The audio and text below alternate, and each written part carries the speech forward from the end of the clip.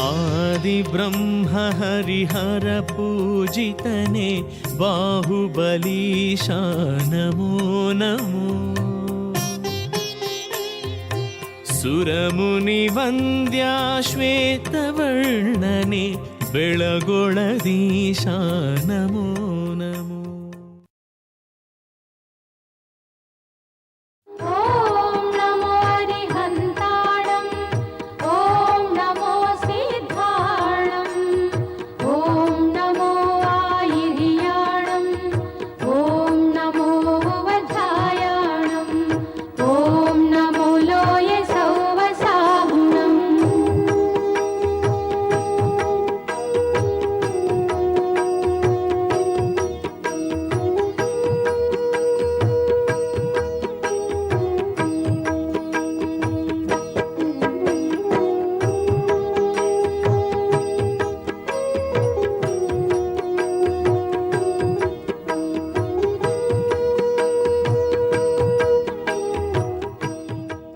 In 2006, the Mahamastakabhisheka was celebrated in Shravanabelagola. This is the first of the 21st century celebration. Well, we have tried to capture this mega event with a different perspective. A lot of research has gone into it, and a lot of effort has gone into it to understand what all takes place at this center during the month preceding the main event. We have studied not only the monuments, the history, and the rituals, but also those who come here and what they do. For example, a large number of munis come here. They are followed by the kantis also. They live separately, and also for a month long, they will be indulging in some activities. We have captured all these things. Let us watch what happens. Let us go there. Shravanabelagola has a unique place in history. It is an outstanding Jain center in the country. Its beginning is shrouded in a myth in which Saint Bhadrabahu and Mauryan Emperor Chandragupta are entwined. The history of Shravanabelagola is taken back to the 3rd century BC. Between the 3rd century BC and the 7th century AD, it was a much sought after place by those who were after voluntary termination of life. This involved both meditation and mortification. The written history of this center begins only in the 7th century AD, while a glorious chapter in it is found in the 10th. It was in this century that the colossal image of Gomata was consecrated on the Vindhyagiri. This image became so important as to give the name Gomatagiri to the hill.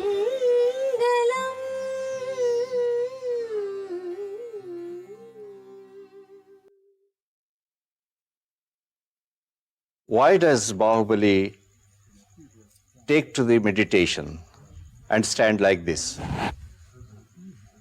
What is the history behind it? What is the mythology behind it?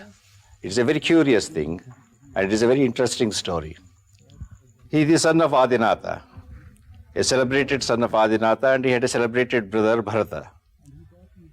Both of them share the empire, but then both of them have to come into conflict over the territory. And both of them fight a war. They fight a war to save catastrophe, and they fight the war, together against each other. And in the end, Bahubali wins in the war, and Bharata, forgetting that he is the brother, tries to attack him. And immediately, realizing that how land is misleading one to greed, Bahubali renounces the world. And in the land of Bharata itself, he stands erect in Kayotsarga and starts meditating and mortifying himself in order to attain Kevala Gnana. Well, in this state, Bahubali remains unmindful of the anthills which develop around him, unmindful of the creepers which encircle his feet, unmindful of the wild animals which saunter around him. He is totally devoted to the meditation, and in this state he remains until he attains his Kevala Gnana. Om Namo Airiyanam. After getting the image of Gommata carved, a myth says its patron Chavundaraya tried to arrange for its consecration. This included the Mastakabhisheka. Mastaka means head, Abhisheka means ablution or consecration. If we go by this, the beginning of the history of Mastakabhisheka would go back to the 10th century AD. With some intermittent breaks, this was continued to be performed through the following millennium. It is performed now once in 12 years. Om Namo Arihantanam. Om Namo Siddhanam. This is a unique, colossal, and a monolith unparalleled in the world of art. It is the image of Bahubali. It has no parallel in the world because it is a monolith. It is a divine image. It is an image of great beauty, sublimity, and sanctity. It was carved in the 10th century, at the time when very few parallels existed. Later attempts to carve similar images have failed, simply because they could not come up and match with the beauty and with the serenity. Bahubali is also called Manmatha, the Lord of Beauty, and also Dorbali and Saunandi. In Karnataka, he is popular by the name Gomata. This word Gomata may have been derived from one of the Prakrit words, and it is very popular in Karnataka from 12th century onwards. In fact, the Gomata images are also very popular in this part of the country. We have similar images at Karkal, at Venur, at Tippur, and such other places. But nowhere in the world do you find anything which is as good and as beautiful and as serene as this image. The images and the works in Egypt, you see, are certainly larger than this. The Buddhas of Bamiana are certainly larger than this. But they are not freestanding images, and they are not monoliths, and they are not made of the difficult stone of granite as Gomata is made. Om Namo Arihantanam. The present complex of Gommata was developed between the 12th and 17th centuries.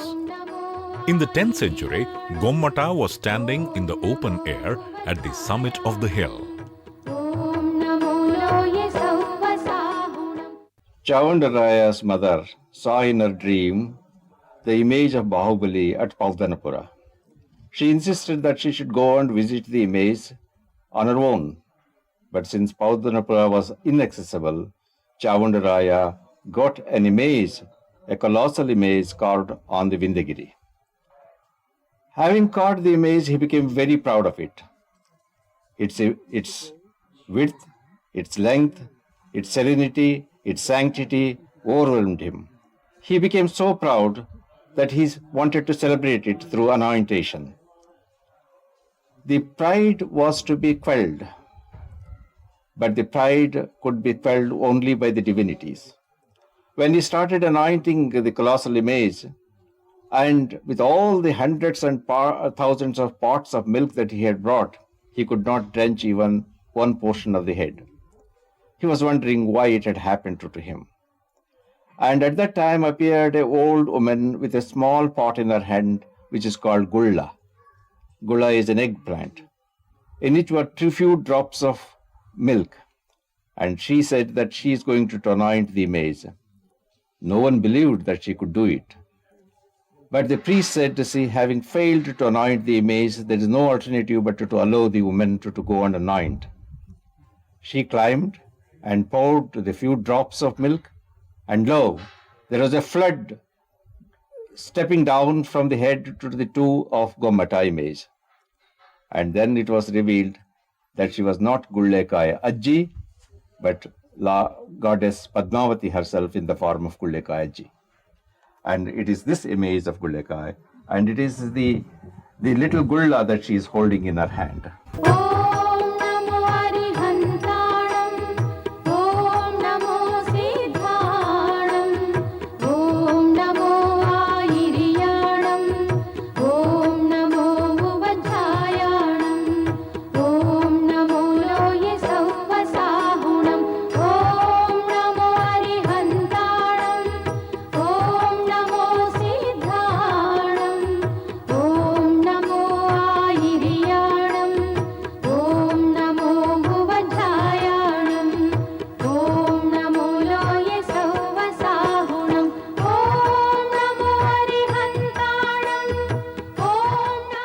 When I first came to Shravanabelagola in the 60s, it was a sleeping town.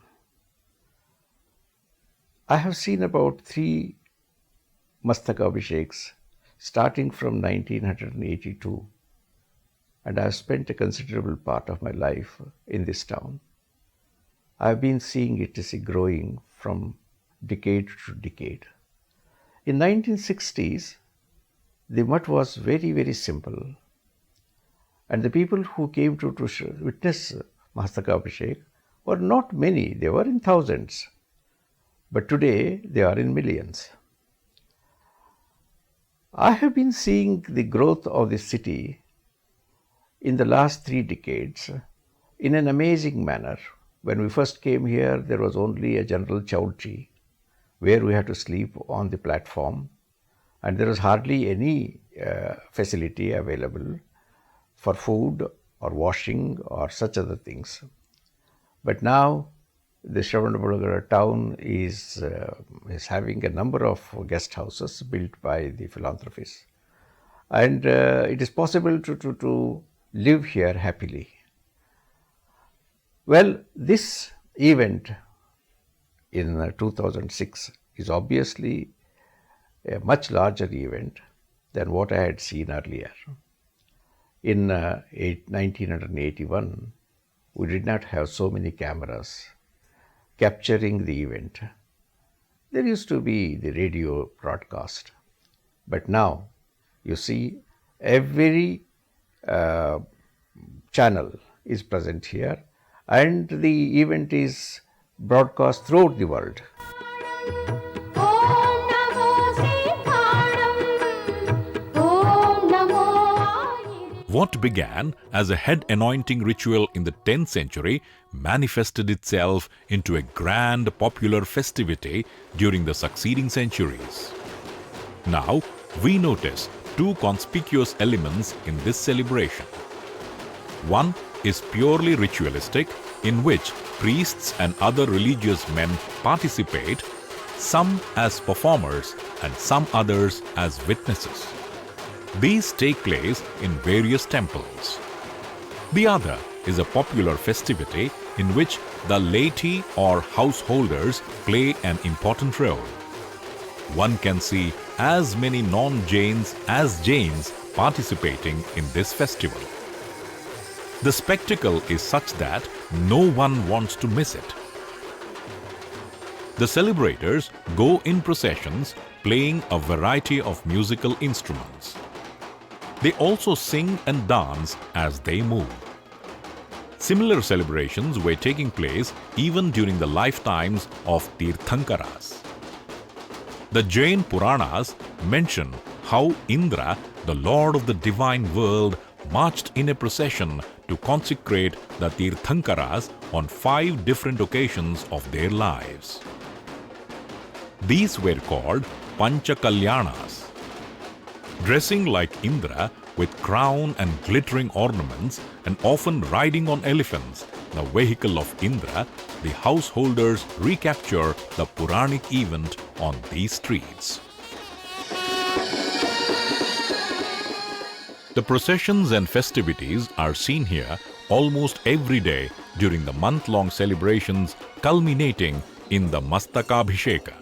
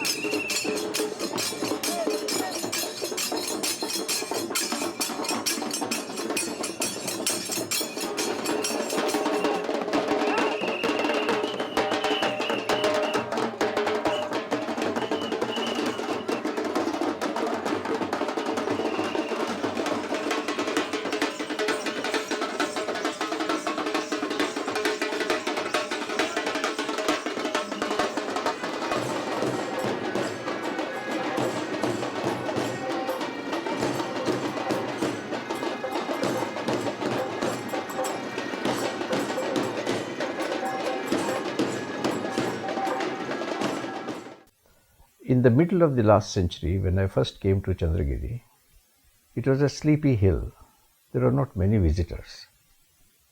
Well, by then, several of these records, which are carved on the boulders or on the columns, were recorded earlier by the Mysore Archaeological Department. And most of the records were easily available. We were under the impression that nearly every inscription has been discovered and edited and published. But when I stayed here on this hill for about 15 days, I had an occasion to go through the earlier publications and see whether there could be any more publications, any more records discovered on this hill. Well, I accidentally came across about 30 inscriptions in this place, which all speak about the artists and of the images carved by them or the artists of the temples. And that really thrilled me and made me to work on Shravanabelagola more and more, on the monuments, on the artists, and on the religion or the rituals and such other things. Om Namo Airiyanam. The three geographical landmarks of Shravanabelagola are the two hills called Chandragiri and Vindhyagiri, and the valley between these hills.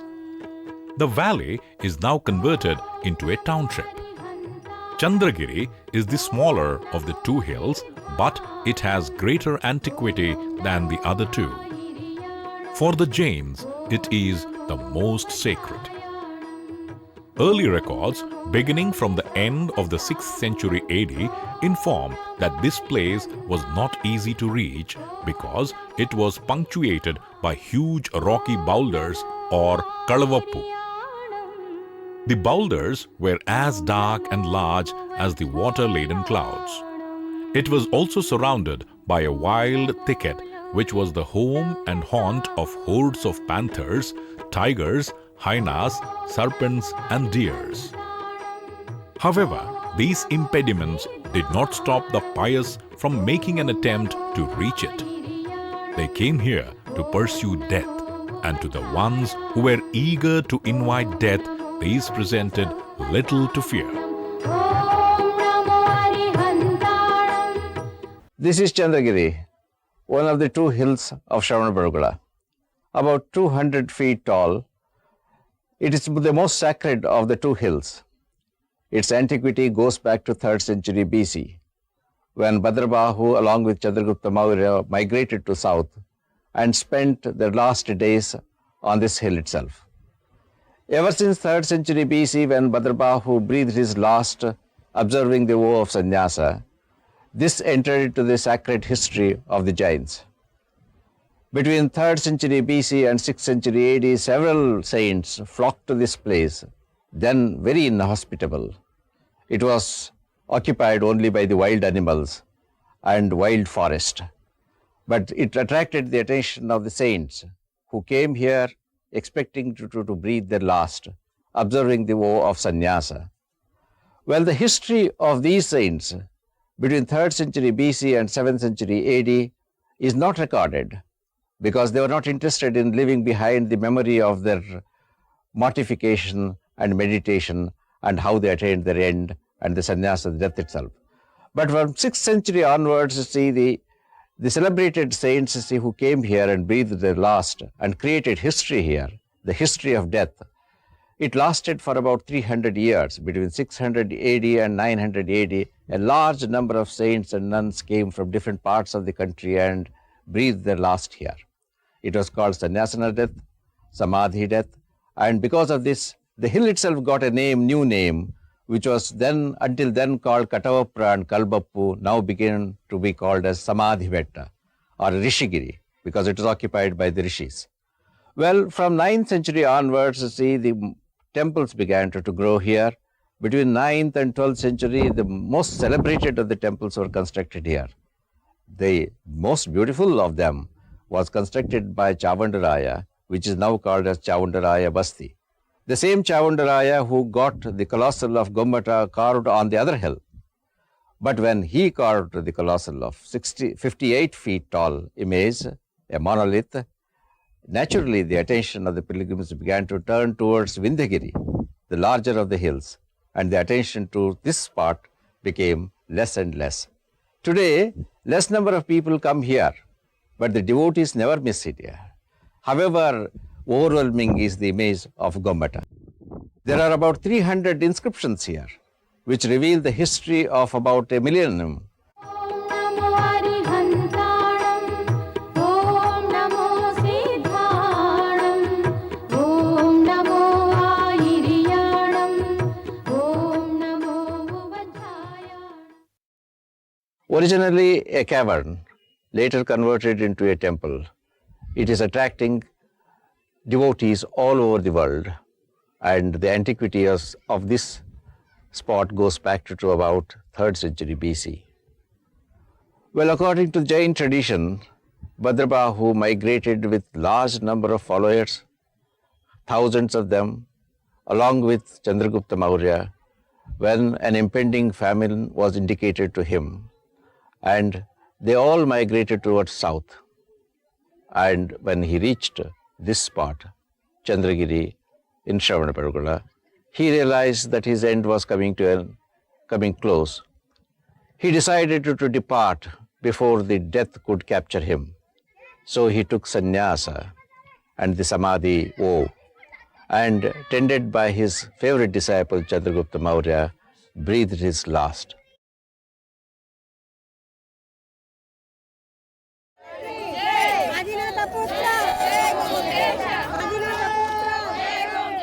The pilgrims who come to Shravanabelagola first visit the Bhadrabahu cave, which is located at an impressive height away from the main temple complex on the Chandragiri hill. The rituals associated with the Mastakabhisheka are many, and they cover not only Gomata but also the Tirthankara images in the Basadis. The term Basadi is derived from Vasati, which means a dwelling place. It is nearly always used to indicate a temple or the residence of the god. The lay followers accompany the priests who conduct rituals or initiate special worships by making financial contributions. These begin several days before the Mastakabhisheka. ये सर्वसाहुणम् ॐ नमो हरिहन्ताणम्. The Jains have a hierarchy of divinities. At the top are the 24 Tirthankaras. They are the greatest and the most enlightened ones. Next to them are the 11 Ganadharas, 7 groups of Ganas, 3 Kevalis, 5 Shrutakevalis. Bhadrabahu is one of the 5 Shrutakevalis. These are followed by 10 Abhinava Dasapurvadharas, 11 Angadharas, and 4 Acharangadharas. Though the Shrutakevalis occupy a high place in this hierarchy, they are not equal to the Tirthankaras. Bahubali or Gomata is a Kevali, not a Tirthankara. Bhadrabahu and Chandragupta are the 2 legendary saints named in the early Jaina monastic history. They lived in the 3rd century BC but became part of the recorded history only in the 6th century AD. Among the records at Shravanabelagola, 2 recall Bhadrabahu and 1 recalls Chandragupta. The pilgrims consider it a privilege to bow to the feet of Saint Bhadrabahu carved on the rock bed in the Bhadrabahu cave. He is believed to have invited death here. In early records, this hill was called Rishigiri or the Hill of Ascetics. There were no settlement in the valley, now covered by the township almost till about the 6th century AD. The pilgrims covered long distances on foot, bullock carts, and domesticated animals carrying the provisions needed for their maintenance. They camped and cooked in convenient places as there were very few other alternatives for them. How many pilgrims made such journeys is not known. But from the term Tirthagiri, with which this hill was called in the 7th century, one may make out that it was in considerable number. To meet the minimum needs of mortifying monks and other pilgrims, first steps were taken in the early 8th century by a Rashtrakuta general and his queen. These, along with the heads and officers of villages around, created a feeding facility at Govindawadi. This village survives still, but not the feeding facility. A pond called Belagola, which means white or shining pond, existed here as early as the 7th century. The present Kalyani, a large tank in the middle of the town, was created much later. It is not possible to make out whether this Kalyani replaced the original Belagola. Shravana Belagola township developed between the Charukirti Matha in the south and the Akkana Basadi in the north, almost in a straight line in the 12th century. Some priests were settled around the Bandara Basadi. The early history of the Jaina Matha is somewhat blurred, but the name of Charukirti Bhattaraka begins to appear in records from about the 12th century. One of the Charukirtis is stated to have cured a disease afflicting the Hoysala king Veera Ballala. In the 17th century, the Mysore king Chamaraja Odayar helped the head of the Matha to come out of the heavy debt into which he had fallen. The present Matha was built during the time of later Odayars. The murals on the inner walls testify to this. They reveal as much the lives and attainments of Tirthankaras as the secular transactions of Odayar times. The descendant in this monastic order is the present Swamiji, Jagat Guru Karma Yogi Swasti Shri Charukirti Bhattaraka Pattacharya. He is the moving spirit behind the Mastakabhisheka ceremony. श्रुतकेवली Bhadrabahu जो भगवान महावीर के परंपरा से में 8वें महान आचार्य हुए हैं, श्रुतकेवली हुए हैं। उनका उत्तर भारत से यहाँ आना और उनके साथ मौर्य सम्राट चंद्रगुप्त उनके साथ आने का उल्लेख यहाँ पर मिलता है। यहाँ के प्रथम शिलालेख में उनके दक्षिणापथ विहार का उल्लेख मिलता है। तो उनके गुफा में चरण हैं, जहाँ पर भद्रबाहु स्वामी के चरण दर्शन करने के लिए बहुत दूर दूर से लोग आते रहे। तभी से यह तीर्थ था। 2300 वर्ष पहले से ही यह तीर्थ क्षेत्र था और उसके बाद बाहुबली की मूर्ति के निर्माण के बाद ये विश्वविख्यात कला की दृष्टि से उत्तुंग महामूर्ति के निमित्त से हुआ। इसलिए गंगा, होयसला और परवर्ती मैसूर ओडेयर और उसके बाद स्वतंत्र भारत के सभी यहाँ आकर भगवान बाहुबली का महामस्तकाभिषेक 12 वर्ष में एक बार कराते हैं और एक विश्व के अद्भुत महान जो कला की दृष्टि से अत्यंत महत्वपूर्ण ये मूर्ति है और धार्मिक केंद्र है, सांस्कृतिक केंद्र है। During the Mastakabhisheka, the whole town of Shravana-Belagola is spruced up and decorated. A number of pavilions are erected to facilitate worship and festivities. The images of Tirthankaras, Yakshas, Dikpalas, Navagrahas and some such other divinities are installed and worshipped in them. The Shravaka and Shravakis dress and decorate themselves like Indras and Indranis while participating in this ceremony. Abhisheka and Havana are held here throughout the day.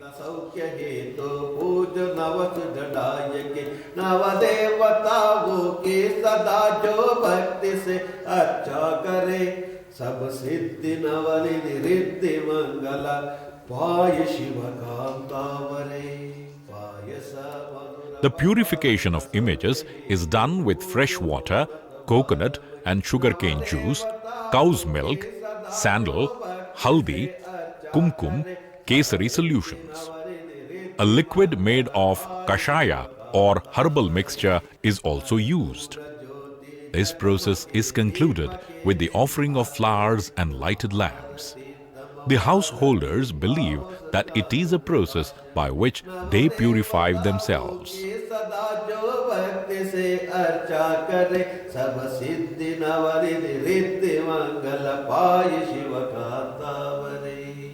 अंगूर अमर का आम्र अमृत फल बराबो थाल में उत्तम अनबद मोक्ष फल के हेतु पूज अजाम है जल गंध अक्षत पुष्प चरु दीप सुधूप फलज्ञले पर रत्न त्रय निधि लाभ है दिनवनि रिद्धि मंगल पाय शिव कांतावने कर्पूर ज्योति जगमके दीपके निज हाथ में तुम आरती तम भारती पावस ज्ञान प्रकाश में नव देवताओं के सदा जो भक्ति से अर्चा करे सब सिद्धि नवरिधि रिद्धि मंगल पाय Shiv कांतावरे. The Mastakabhisheka is a mega event, there is no doubt about it. But at the same time, or even preceding Mastakabhisheka, several Abhishekas take place in all the temples which are in Shravanabelagola. There are temples which are built from 9th century onwards, but all these are living temples. They are dedicated to different Tirthankaras. And all these Tirthankaras receive Abhisheka from the devotees as well as from the Purohitas. And this is of great significance, and it is also linked with the Mastakabhisheka. It is linked with the Mastakabhisheka in this way that the Pancha Kalyanas which are performed to the Jinnas are not performed to Gomata. That's why preceding the Mahamastakabhisheka, the Pancha Kalyana ceremonies take place in all the temples. Om Namo There is a small temple called Chandragupta Basadi on Chandragiri. It is only about 7 feet high. At some stage in history, it was connected to the neighboring large temple called Kattale Basadi. Om Namo Arihantanam. The Chandragupta Basadi was established in about the 8th or 9th century, while the Kattale Basadi was built in the early 12th. A beautiful stone screen called the Jalandhara forms the facade to the Chandragupta Basadi. It comprises relief panels that narrate the story of a king who renounced his throne, came out of worldly commitments and took to sannyasa. Whether this is the story of the Mauryan king Chandragupta, it is hard to say. These panels are skillfully executed by a sculptor of the 12th century. His name, Dasoja, is engraved on one of the panels. The entire process of how a householder renounces worldly life, receives Diksha or initiation, takes to the life of wanderer, mortifies his body, and acquires enlightenment through meditation is revealed. Such narratives are seen nowhere in Jaina temples, either at Shravanabelagola or outside of it. During the Mahamastakabhisheka, elaborate worships are arranged in a number of temples, generally on the initiative and financial support of devotees.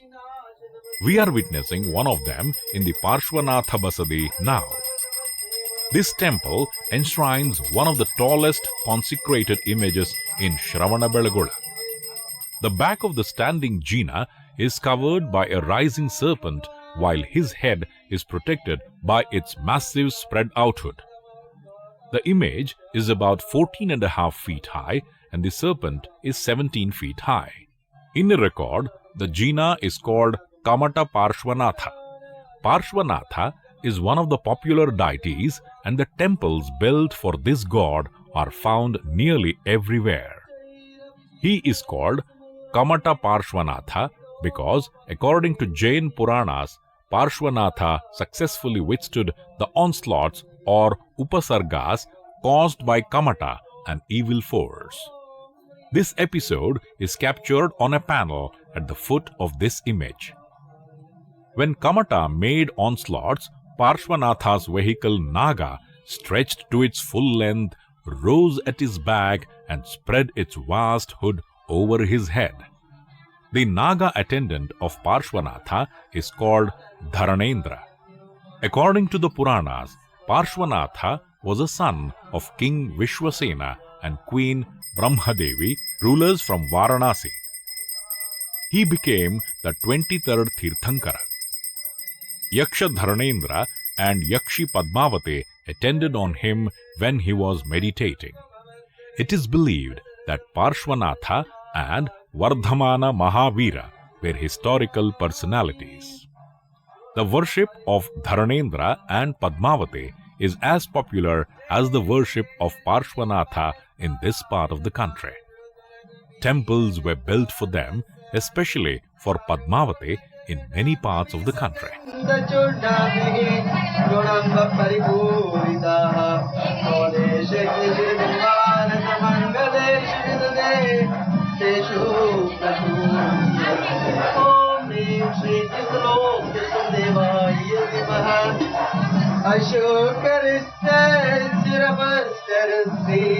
क्षेमं सर्व प्रजानां प्रभोतो धार्मिको भूमिपाल काले काले दुर्भिक्षं चोरमारिषं माशुं च जीवलोके जैनेन्द्रं धर्मचक्रं सौख्यप्रदाकृतविद्गाति गर्वाणां केवल ज्ञान भास्कर कुर्वन्तु जगतां शान्तिः ऋषभाद्या जिनेश्वर ओम शांति मंगलम भव्यात्।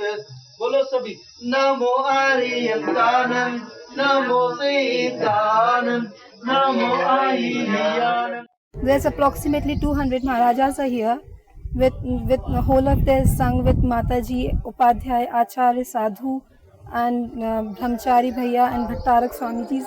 The whole Chaturved Sangh is here to performing all the functions of Mahamastakabhisheka or Panch Kalyanak Mahotsava. The monuments and the sculptures are just, I find it very interesting because the work I do back home in England, we work with ancient, maybe not as ancient as this, but we work with ancient buildings and monuments, etc. So I find it very interesting for that. But also from a spiritual side, I think it's probably more important. Every day is different, and every day you have different experiences. And so I have to write things down to remember. So when I sit in my house at home, I can read and go, oh yes, I remember this, or I remember, because it's an amazing experience being in this country. It is, in fact, it is 1,000 years old. It must feel dead, but it is still living, and people are still using these places, although it is so old. So old places in Czech Republic, in my home, are not living anymore. They are dead because people are just coming there to see that, but they don't use that for their lives. But here people use these places for their everyday life. So I think it's special.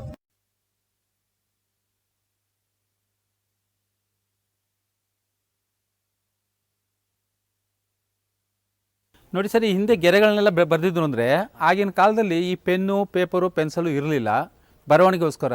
ಈ ಮಾಡಿರ್ತಕ್ಕಂಥ ಕೆತ್ತನೆ ಮಾಡ್ತಕ್ಕಂಥ ಶಿಲ್ಪಿಗಳೇ ಆಗಲಿ, ಕೂಲಿಗಾರರೇ ಆಗಲಿ, ಒಂದೊಂದು ಗೆರೆಗಳನ್ನ ಎಳ್ಕೊಳ್ತಾ ಇದ್ರು. ಇಷ್ಟು ದಿವಸ ಕೆಲಸ ಮಾಡಿದ್ವಿ ಅಂತ ಹೇಳಿ ಹಾಜರಿಗಳನ್ನ ಹಾಕೊಳ್ತಾ ಇದ್ರು ಅವ್ರದ್ದು.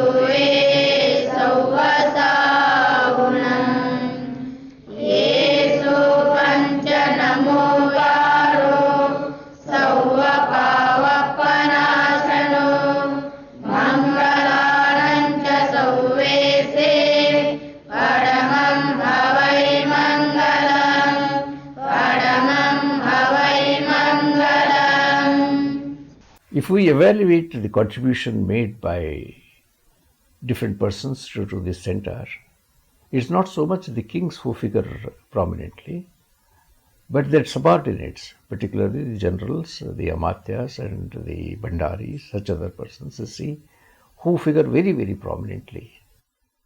The inscriptions themselves, of the records of these places, repeatedly recall three Rayas. The first is Chavandaraya, the maker of this image of Gomata. The second one is Gangaraja, who nearly enriched this Chandragiri hill. His family and himself, he built most of the temples here.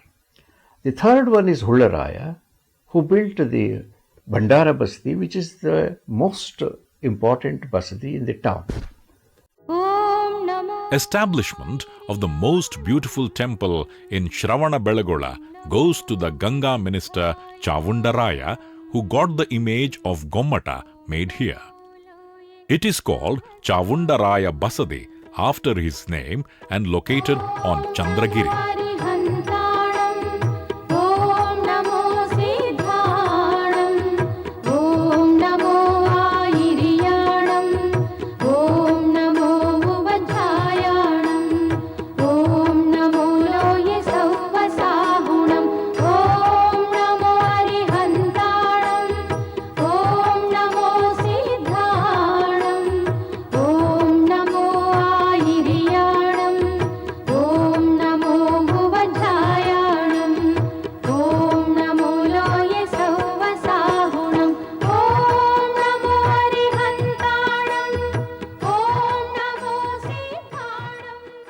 The beautiful temple that you see here is Chavundaraya Basti, constructed in the 10th century by the minister Chavundaraya, the same one who got the great image of Gomata got and carved and erected is on Vindagiri. Chavundaraya is a celebrated person in history, not only because he was the minister of the great Ganga rulers, Marasimha and Rachamalla, and a disciple of great saints like Nayakirti and Ajitasena, but he himself was an author of a great work called Trishashti Shalaka Purusha Charite. Chavundaraya's name is lasting in history, and it is celebrated also in history because of three things. One, he got the great image of Gomata carved on Vindagiri, an amazing image, an image of great beauty and serenity and sanctity. That was in the 10th century. He got this beautiful temple in Dravidian style erected here on Chandragiri, which has no match whatsoever in the history of the Jains in South India. Also because he erected a pillar on Vindagiri, which is now called as Tyagadakamba. It is there probably he renounced his life and also renounced all his wealth. Well, Chavundaraya was responsible not only for creating history on these two hills, but also creating history elsewhere. He was a great warrior and a great minister. This temple particularly is of great beauty. If among the colossal images of immense dimension, Gomata has a unique place, the temple which is named after Chavundaraya has also a unique place in the history of Indian architecture. It is in Dravidian style, plain walls, but see the beautiful parapet and the tower. And in this parapet are punctuated the images of inimitable beauty, almost impossible to describe. The beautiful temple that you see here is Chavundaraya Basti, constructed in the 10th century by the minister Chavundaraya, the same one who got the great image of Gomata got and carved and erected is on Vindagiri. This temple particularly is of great beauty. If among the colossal images of immense dimension, Gomata has a unique place, the temple which is named after Chavundaraya has also a unique place in the history of Indian architecture. It is in Dravidian style, plain walls, but see the beautiful parapet and the tower. And in this parapet are punctuated the images of inimitable beauty, almost impossible to describe.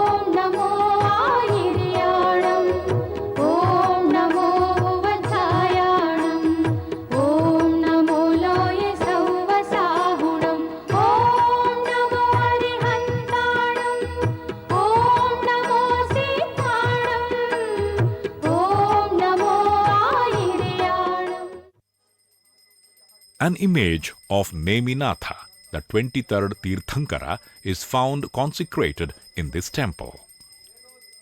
There are 2 Yaksha images placed at the doorway of the sanctum. They represent Sarvahana and Ambikai. These were reinstalled in the early 12th century, replacing the original 10th century images for some reasons. There is an upper floor to this temple which accommodates one more sanctum. The image of Suparshvanatha was consecrated in this cell by Jinadevana, son of Chaundaraya. It remains undisturbed in this cell.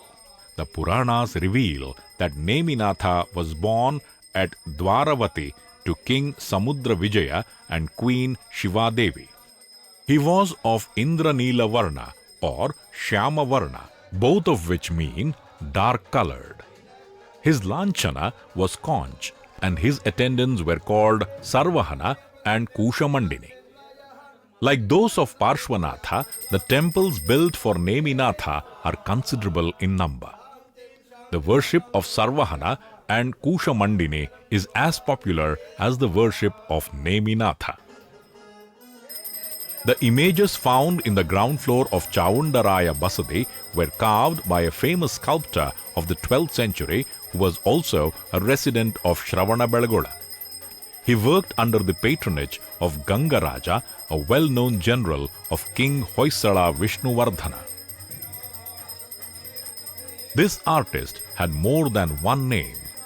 One was Gangachari, another was Vardhamanachari. His father was also a sculptor, and he had named himself after his patron and ruler as Hoysalachari. Gangachari was not only a sculptor but also a scribe and an architect. He proudly called himself Ruvari Mukhatilaka, the forehead ornament of the titled sculptors. The images in this temple go through the wash as the images in other temples with water, milk and a variety of herbal liquids, with the Shravakas enthusiastically participating in it.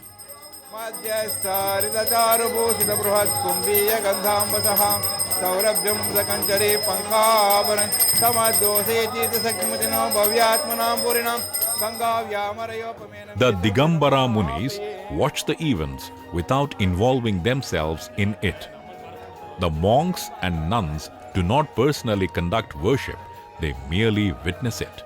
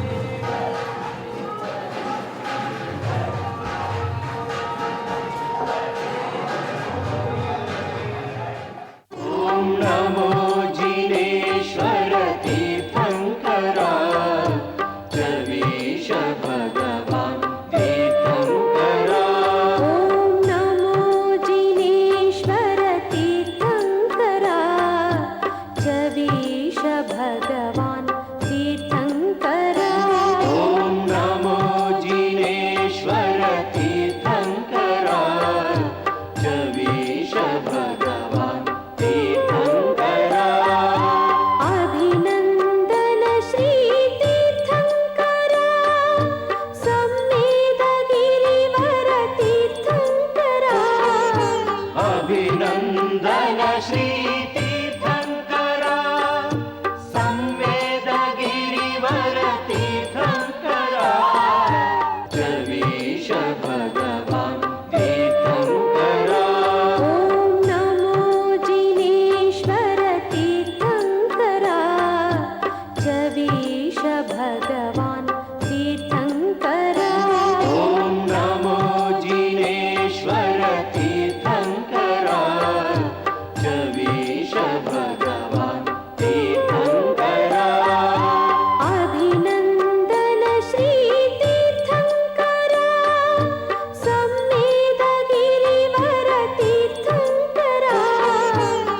अभिनन्दन श्री तीर्थङ्करा संवेद गिरिवर तीर्थङ्करा जवीश भगवान् तीर्थङ्करा ॐ नमो जिनेश्वर तीर्थङ्करा जवीश भगवान्. At the conclusion of the worship, the householders and the munis withdraw from the hill.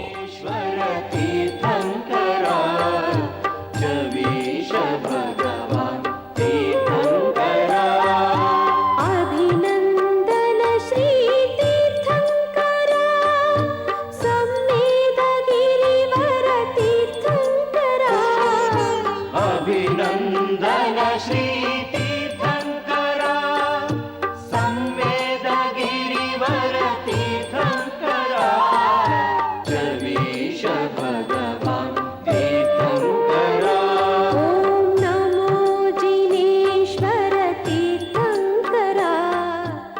After reaching the Bhandara Basadi near the monastery, they enter this temple to obtain the darshan of the 24 Tirthankaras consecrated in this temple.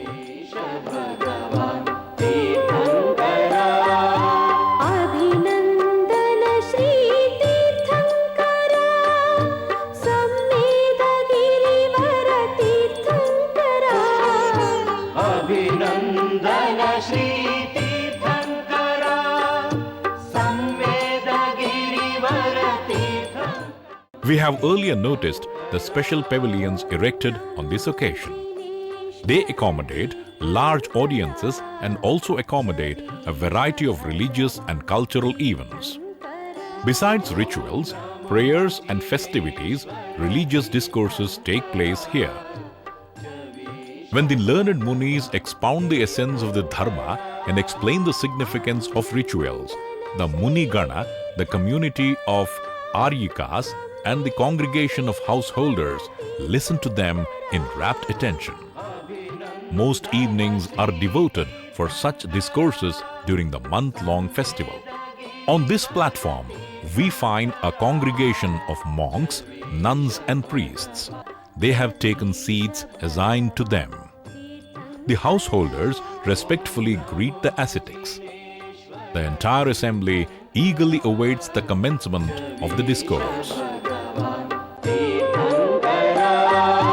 अभिनन्दन श्री तीर्थङ्करा संवेद गिरिवर तीर्थङ्करा अभिनन्दन Shri तीर्थङ्करा.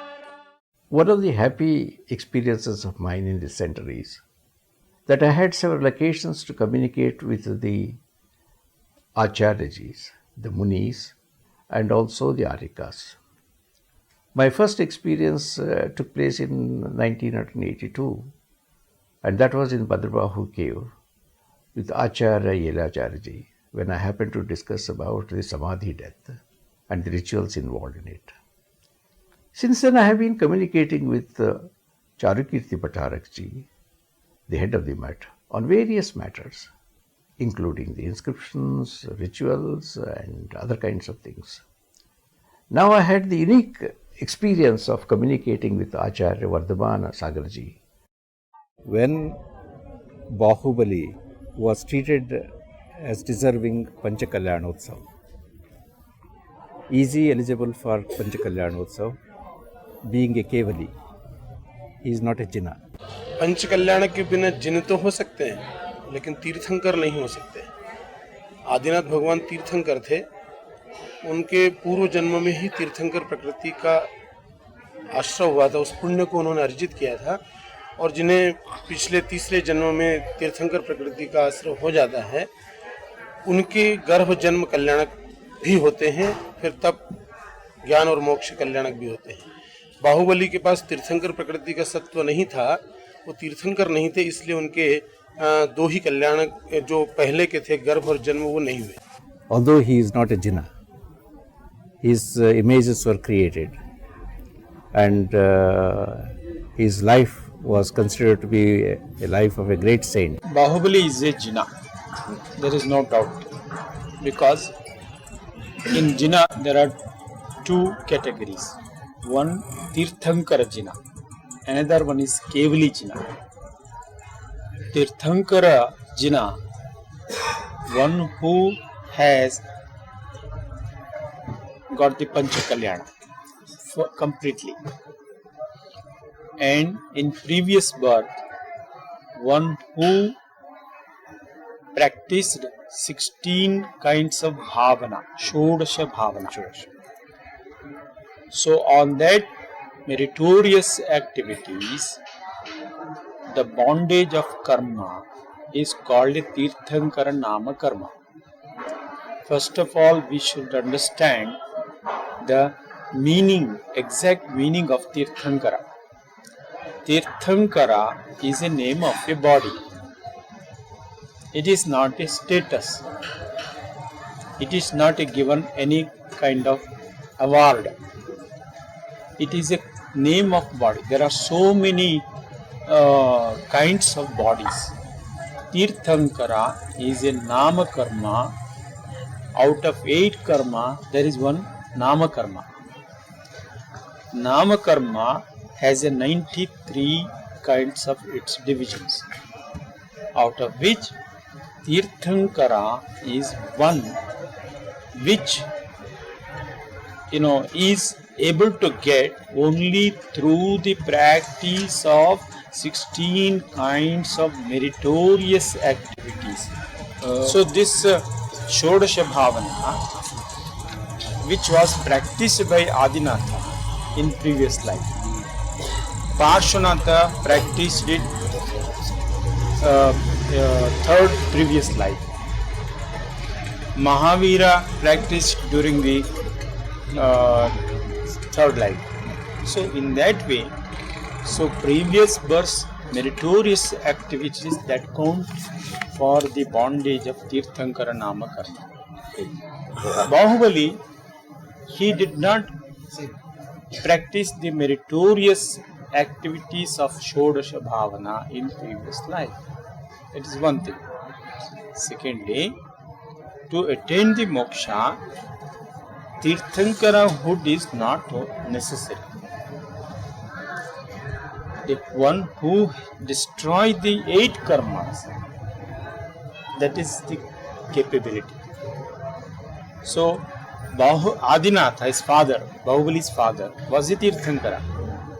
Bharat and Bahubali, both they attained the moksha, became a Jina. They are called as a Kevali Jina. But how come we see only Bahubali has become so famous as to be accepted as a pantheon, Jaina pantheon, as one of the gods, but not other Kevalis? Yeah, because the Bahubali's meditation is one of the distinguished characters. It's unique in it. Right, because 1 year total meditation standing, some of others are maybe sitting or for 3 months or 4 months, standing for 1 month or 2 months, but for whole 12 months, 365 days, standing alone, without water, without food, and without sleeping or sitting, and that made Bahubali as a supreme for the worship. Balamarana, Pandita Marana, and Pandita Marana. And Pandita Marana is possible only to the Tirthankaras. And it also implies that one who has gone through Pandita Marana has no rebirth. And it's only the Tirthankaras who do not have rebirth. In these terms, see, where do you place Bahubali? तीर्थंकर शब्द नहीं, केवल ज्ञान के साथ में जो मरण होता है वो पंडित मरण होता है. In terms of the meditation, the posture adopted by him, is it unique that he adopted Kayotsarga and the others did not? No, Kayotsarga is same, but the duration of Kayotsarga, that whole 365 days, day and night, standing without water, without food, even he spent 4 seasons of the year. Early Jain system was not to worship images.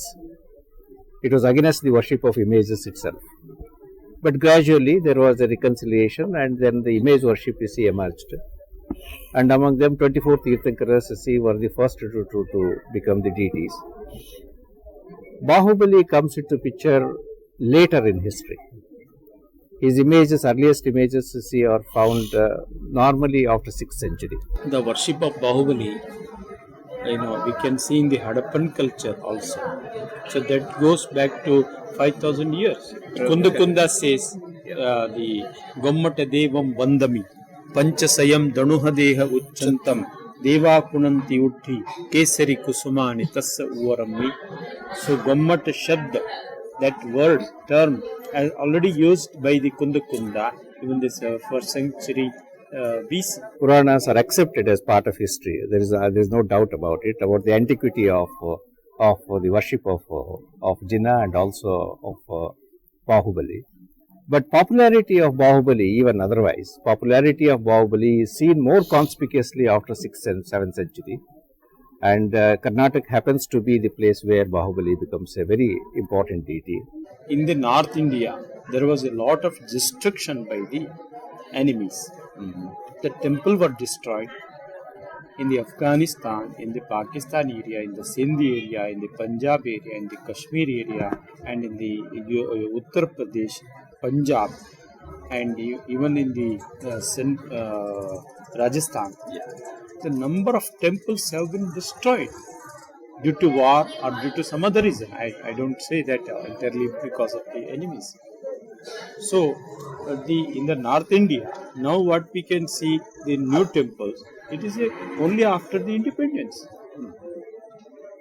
So, or some in the Mathura Kankali Tila and Devgarh, these are the latest. But the earliest temples were in the frontier line. Even today in the Pakistan and Afghanistan, there were sites of the Jaina temples in the preserved by the archaeological department in the Takshashila area and in the Bahamiana area. There were Jain temples. Antiquity of worship of Bahubali doesn't go back is not restricted to Karnataka. The colossal images of Bahubali are the unique features of Karnataka. This statue at Shravanbelagola, the legend or history, whatever it may be, the tallest statue has been carved because the arrow which was shot from Chamundaraya from the Chandragiri hill, and that made the outline. So there was a divine force to make the outline. So it is not only a man-made, but there is a divine force also. We cannot deny the presence of the divine force behind the formation of the statue. What I say. So Atitunga Kriti Yadode. Yes. So in that Atishayam. My question is, see, why these colossal images were recreated from 58 feet to 18 feet, which are all common in Karnataka area. There should be some reason for that.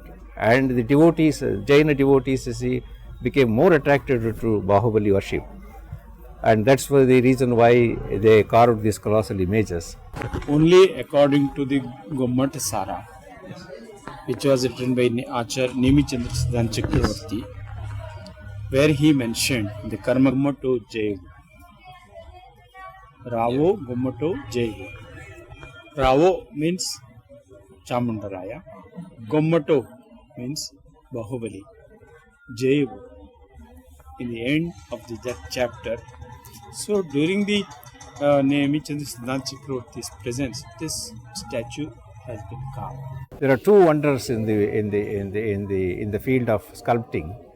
One wonder we see is that the whole hill was carved into a temple at Kailasanatha, which is an amazing feat of an Indian sculptor. Ellora. And another one is the colossal image of Gomata, which is in situ, was carved by a single artist. It is also a wonder. Even Bamiyana and other images of Buddha are only half reliefs. In Bamiyana, I read that it was a sandstone. It is a sandstone. But in the sandstone, freestyle statue is highly impossible. So here, the total granite. So this is possible. One of the things that everyone would ask as soon as they read Adipurana is the life of Bahubali is as interesting as the life of Adinatha, there is no doubt. But the drama between the brothers, the war between the brothers and the struggle between the brothers is of great Puranic interest.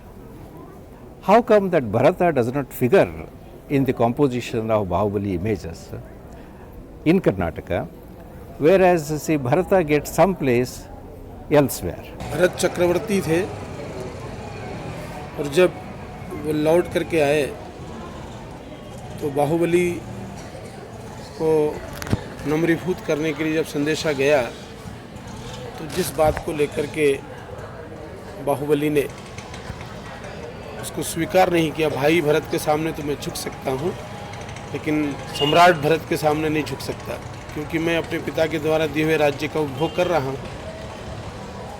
और जो इस बात को लेकर के दोनों भाइयों के बीच में जब द्वंद्व हुआ, युद्ध की स्थिति बनी, तो 3 युद्धों, अहिंसक युद्धों की चर्चा होकर के और वो युद्ध हुए। उस समय बाहुबली की विजय हुई और बाहुबली की विजय के बाद जब भरत को क्रोध आया और जब चक्र रत्न चलाया गया तो स्वयं देवाधिष्ठित चक्र ने ही इस बात का निर्णय कर दिया कि ये अनीति हुई है, क्योंकि चक्र ने बाहुबली का घात नहीं किया और परिक्रमा लगा करके चला आया। उस समय में साम्राज्य पर विजय प्राप्त करके, सम्राट पर विजय प्राप्त करने के बाद भी बाहुबली ने उसका परित्याग किया। उस घटना से उनको वैराग्य हुआ और उस परित्याग के कारण बाहुबली जो हैं अत्यंत मतलब पूजा को प्राप्त, पूज्यता को प्राप्त हुए। उसके बाद भरत ने तो साम्राज्य किया है, उसके बाद जाकर के उन्होंने दीक्षा ली और फिर जाकर के उन्होंने केवल ज्ञान प्राप्त किया है। तो भरत से पहले एक तो उन्होंने साम्राज्य का, ऐश्वर्य का त्याग करके दीक्षा ली और उस त्याग की महत्ता अपने आप में थी, उसी घटना विशेष के कारण जुड़ी हुई थी, इसलिए बाहुबली के लिए वो किया गया है। और उत्तर भारत में तो, दक्षिण भारत में तो इसको किया ही गया, उत्तर भारत में भी यही कारण रहा है सबसे बड़ा। भरत की प्रतिमाएं बहुत कम मिलेंगी। भरत ने एक तो चक्रवर्ती बनने की एक स्वप्न देखा, दिग्विजय किया और आने के बाद जो है ना उसने जल युद्ध, मल्ल युद्ध के हारने के बाद उसने धर्म युद्ध का उल्लंघन किया और चक्र रत्न को किया। उसी में लोगों के मन में उनके प्रति लोगों का भाव घट गया। As an emperor, he goes and begs Bahubali and accepts his superiority. That was a very dramatic moment. But in the colossal images, see, we do not have it. In Ellora caves, see, we have this drama depicted. That is just see, a matter of curiosity for the historians. 3 important things see, that we see associated with the Jinnas are the Chatutraya, Ashtapratihara, Pratyahara and Yaksha Yakshinis. In the case of Bahubali, all these 3 are absent. Baahubali सामान्य केवली थे और तीर्थंकर जो हैं वो सब तीर्थंकर केवली थे। यक्ष यक्षिणी का संबंध तीर्थंकर से है, छत्रत्रय और अष्टप्रातिहार्य का संबंध भी तीर्थंकरों से है, उनके साथ जुड़ी हुई बात है। सामान्य केवली होने के कारण बाहुबली के साथ वो चीज़ नहीं है। I have a feeling that over a period of time, the concept of Bahubali and the stature of Bahubali grew in history, because in the early stages, you see, you do not find Chatutraya attributed to Bahubali. Ekachatra is attributed to him. But after some time, even in Shravanabelagola itself, see, in Suttalaya, there is an image which Mukkode, that is Chatutraya. So obviously, you see, he got Chatutraya in the end. In other places, you see, Ashta Pratyahara are also found. The halo and the garlands and all the auspicious symbols are also found.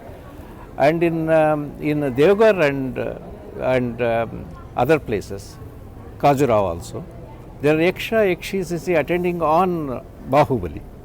In fact, in one of the images, the Yaksha, Gomukha and Chakreshwari are attending on Bahubali in Deoghar and So my feeling is that gradually the stature of Bahubali grew. By the time we come to 12th century, see, he was almost equated with Jinnah and the Tirthankaras. And it is a history of Bahubali itself. In Shravanabelagula, we have built a separate temple for Bahubali. The Erdukatte Basti in the small hill is built for Bahubali himself. And in Suttalaya, there is for the first time an image which is in the round. That is the image which is to be meant for worship. It is not a relief or decoration. Concept of Yakshi, only for Tirthankara, not for the Kevali. In later period, if somebody, some artist, they have added to Bahubali, it may be a addition. Yeah. But for in principle, only Tirthankara, when he attained the Kevala Jnana, and Indra erects this Samosharana, there he appoints the Yaksha and Yakshi to look after the arrangements of the Samosharana. It is a nomination. We cannot find in a Garbha Kalyana, Janma Kalyana and Janmabhisheka and Diksha. Only after the Kevala Jnana, the Yaksha Yakshis have been nominated. So in the Nirvana Kalyana, there is no place also, because Agni Kumar Deva, they make the Nirvana Kalyana. So it is a part of Samosharana, not of any other kind.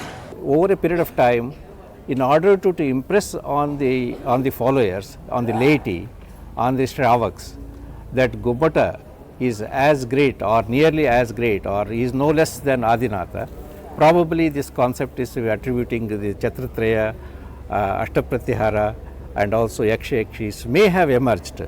That is the only way to explain this.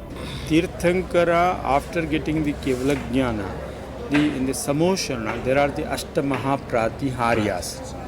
But for the Bahubali, he was regarded as a Kevali. So only Gandhakuti. Gandhakuti means, in a smaller size of the Samosharana. Chhatratraya was there for Bahubali. And other 7 Pratiharyas also were there.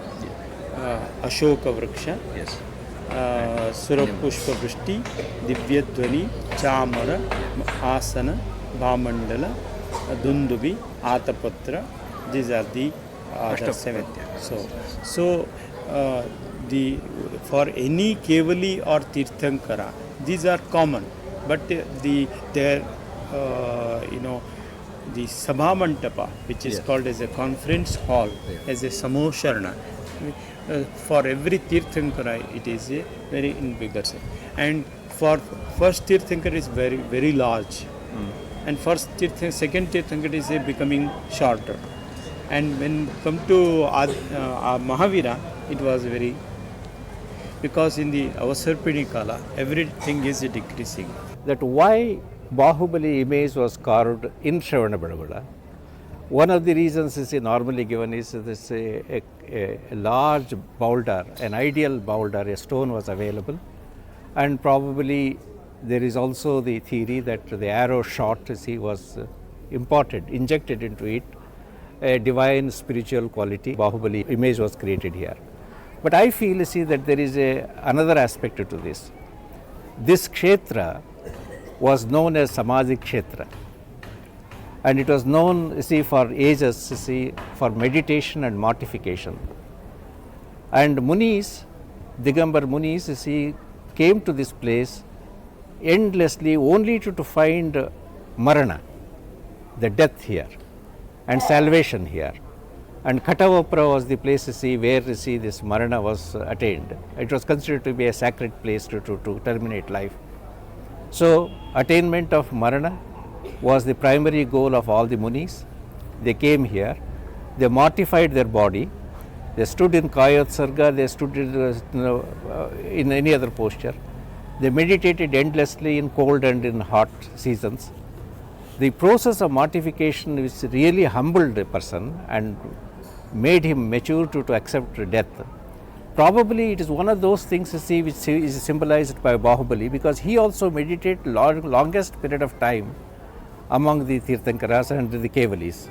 So to symbolize this one, probably Katavapra was an ideal place. It was Samadhi Betta. Naturally, he stood in Samadhi to mortify his body. Is this possible that this is one of the reasons to see why Gomata may have been created here? Mother of Chamundaraya wanted to go to north. Yes, For the Paudanapura, where the statue of Bahubali existed. And that was the first reason. It was not a dream of only of mother. Yes.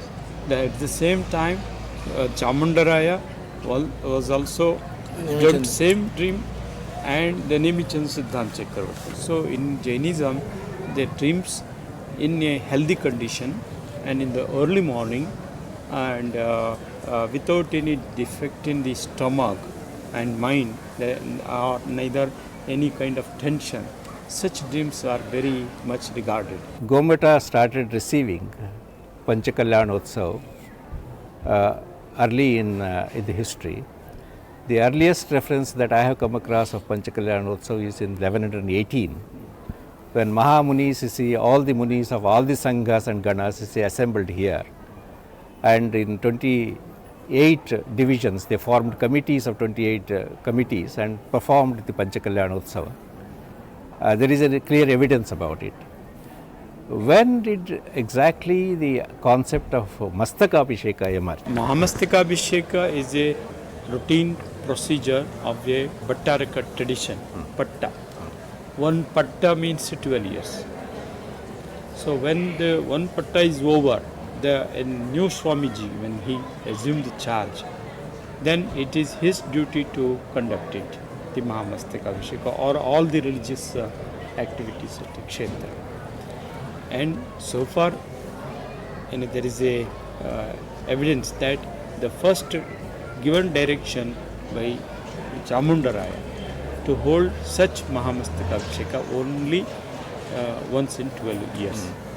So I think that Nemichan Siddhant Chakravarti was nominated as a first Mathadipati at Shravanbelgola, because earlier there were Acharya tradition. Acharya were not able to get the gift. So when the installation ceremony was over of the Bhagavan Bahubali, then lot of gift of lands and other properties were started. So then Matha was established. From 11th century to 13th century, the naked munis were regarded as the Bhattarakas. Only after, in the middle of 13th century, the clothes Bhattaraka was recognized. But I have heard that still among the Pandits and among the Munis, there is a disagreement. And the disagreement is, since Bahubali is a Kevali and Panchakalyanotsav cannot be performed in his name or to him, symbolically the Panchakalyanotsav is to be performed to Neminatha Jina or Adinatha Jina, and then only it should be extended to Bahubali. Is this custom continued even to this day? In the previous Mastakabhisheka, the name Tirthankara Neminatha Panchakalyana was adopted, because Chamundaraya, he also constructed one temple for Neminatha on the Chandragiri hill. So during the same period it was built, and the installation ceremony was done. In 1981, during the time of 1000th year celebration, we adopted Adinatha Panchakalyana. Yes. Because in Vindigiri hill there is one big statue of Adinatha. So Vadagal Basti. Yes. So that statue, is of father of Bahubali. So before the installation ceremony of Bahubali, this statue was installed there, and Panchakalyana was performed in 981 AD. So the Panchakalyana ceremony of Adinatha was in practice in 981. First the installation ceremony of the Adinatha Panchakalyana, and then Neminatha Tirthankara on Chandragiri hill. So in the later stage, Neminatha Tirthankara, because of the Kushmandini Devi, she appeared in the dream of Chamundaraya. So that might have been the influence of the people, that the Neminatha Tirthankara Panchakalyana was very much adopted. Today, the whole Shravanabelagola is decorated, and the spiritual activities are taking place in a similar forum, symbolically signifying Samavasarana of the Adi Tirthankaras. Could we regard it like this?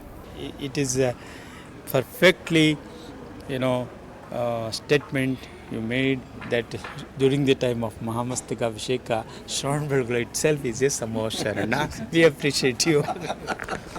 I read in one of the inscriptions of this place, in 1118, Nemichandra Siddhanta Deva, Jayachandra Siddhanta Deva, along with the Ganas and the Gachas and the Sanghas, assembled here with Kantis called from different parts of the country. And they together planned the grand celebration of Panchakalyana Utsava to Gomata. And at that time, the Munis themselves divided into a number of committees, and each one of the Munigana took responsibility of performing a ritual, taking care of the celebration. When I see so many Munis today and the Kantis today under your leadership, I get a feeling that 1118 event is repeated here, and I think it is a perfect repetition of that glorious day. And I am reminded of the event of history. Shri Acharya Vardhaman Sagarji himself taken the responsibility of the management of all the monks and nuns. Yes. And Tyagi Seva Samiti is there. Under his guidance they are doing. So Panchakalyana committee is there, and accommodation committee is there. And all we keep above the Acharyas and nuns in the regular management.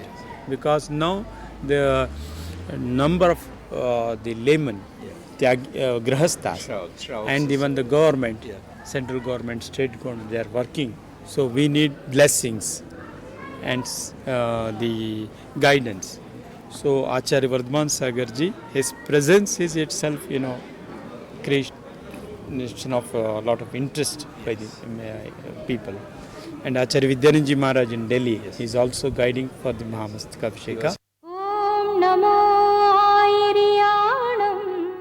Over a period of time, the ritual of Mastakabhisheka has acquired several new dimensions.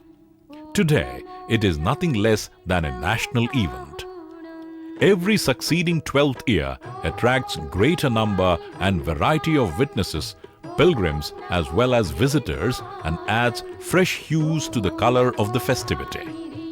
It has indeed become a great spectacle.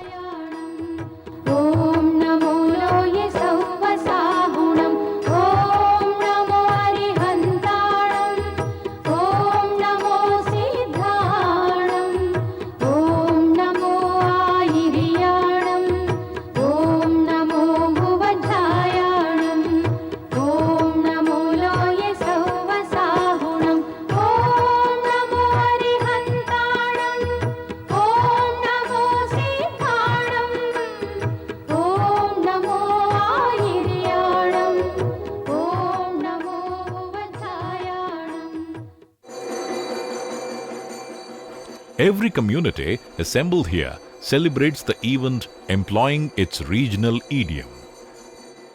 As these communities hail from different parts of the country, their assemblage recreates a miniature world here.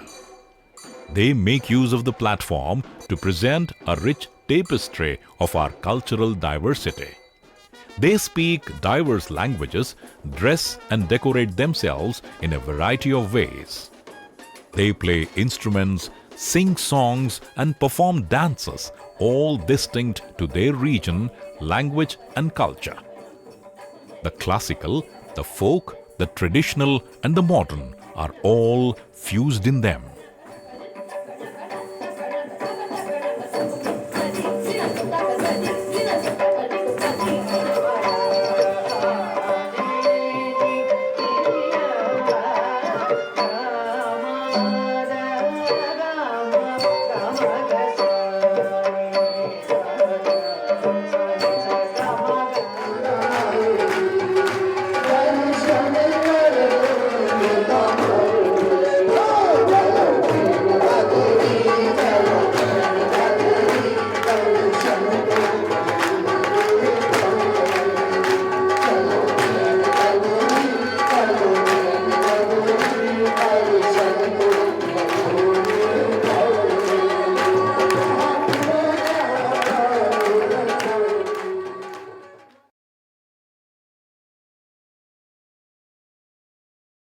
Apart from the Gomata image and a large number of temples and the history of Shravanabelagola, there is one more element which is less known to the common man, known to some scholars.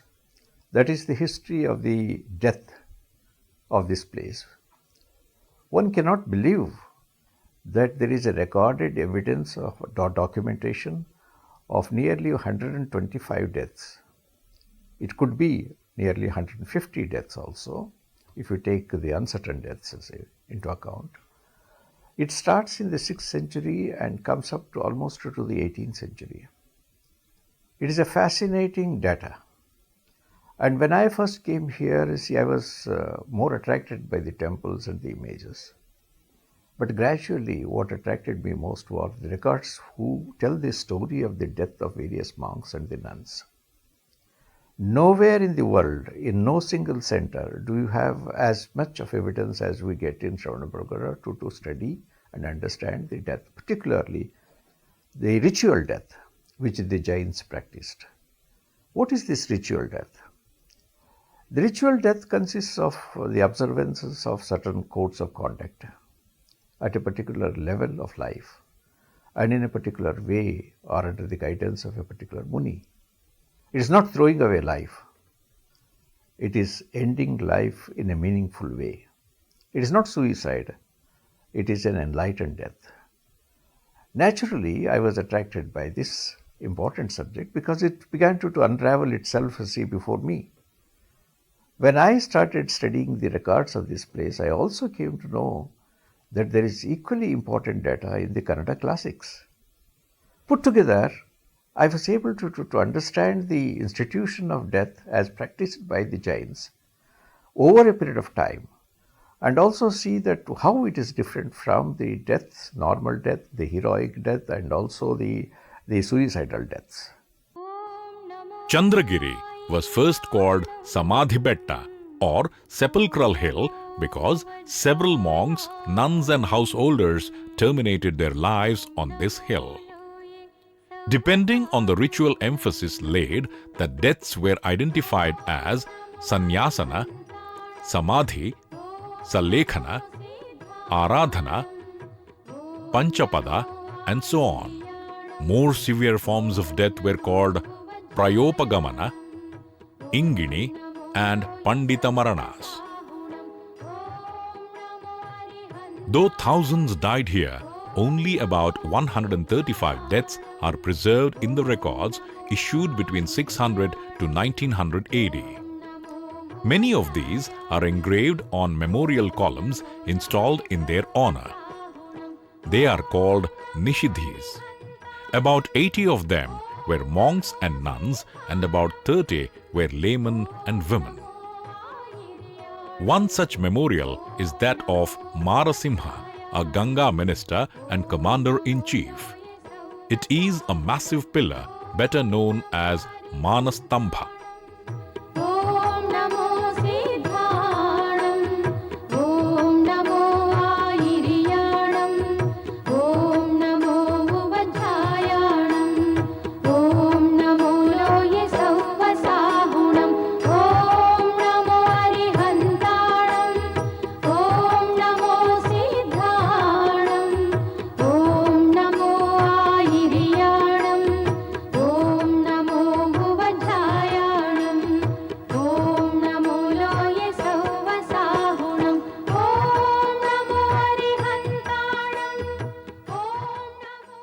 The pedestal on which I am sitting is the pedestal of a Manastambha, which was erected in honor of Marasimha, who died by observing the ritual of death.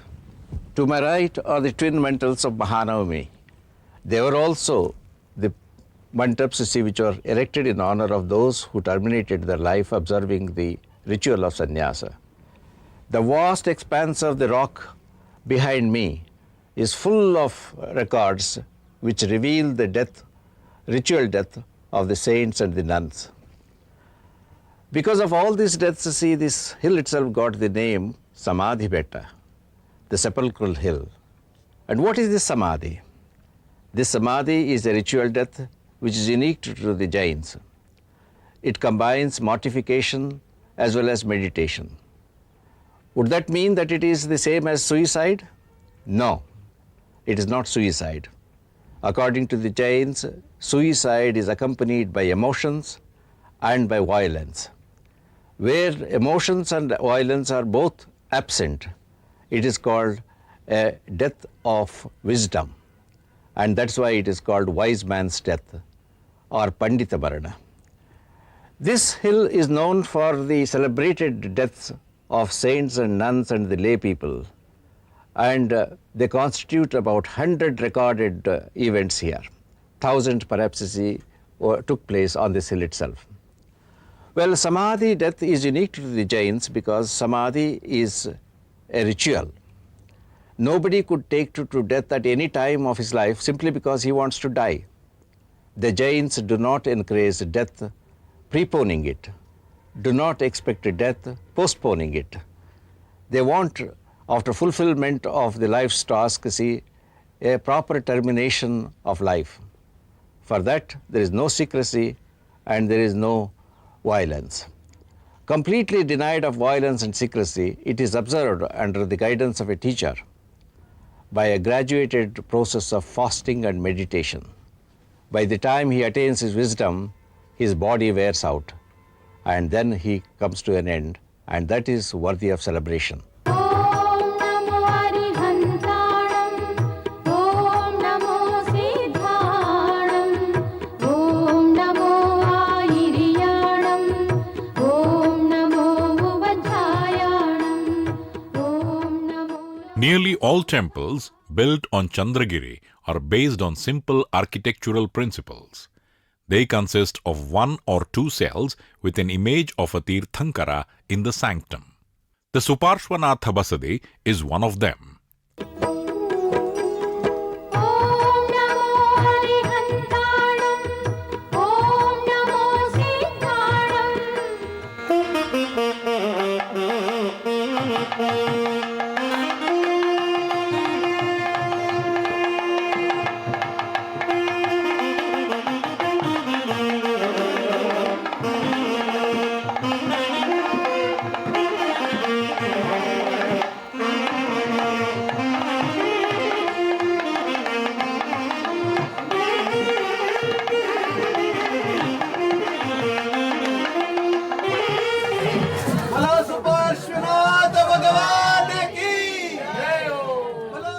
Suparshvanatha is the 7th Tirthankara and, like Parshvanatha, he is endowed with a snake of 5 snake heads. According to the tradition, he was born at Varanasi to King Supratishtha and Queen Prithvisena. Besides the snakehood, he is identified with the swastik lanchana. The image in this temple, strangely enough, is endowed with a 7-hooded serpent like that of Kamata Parshvanatha. It was carved by a Ganga artist who remains anonymous.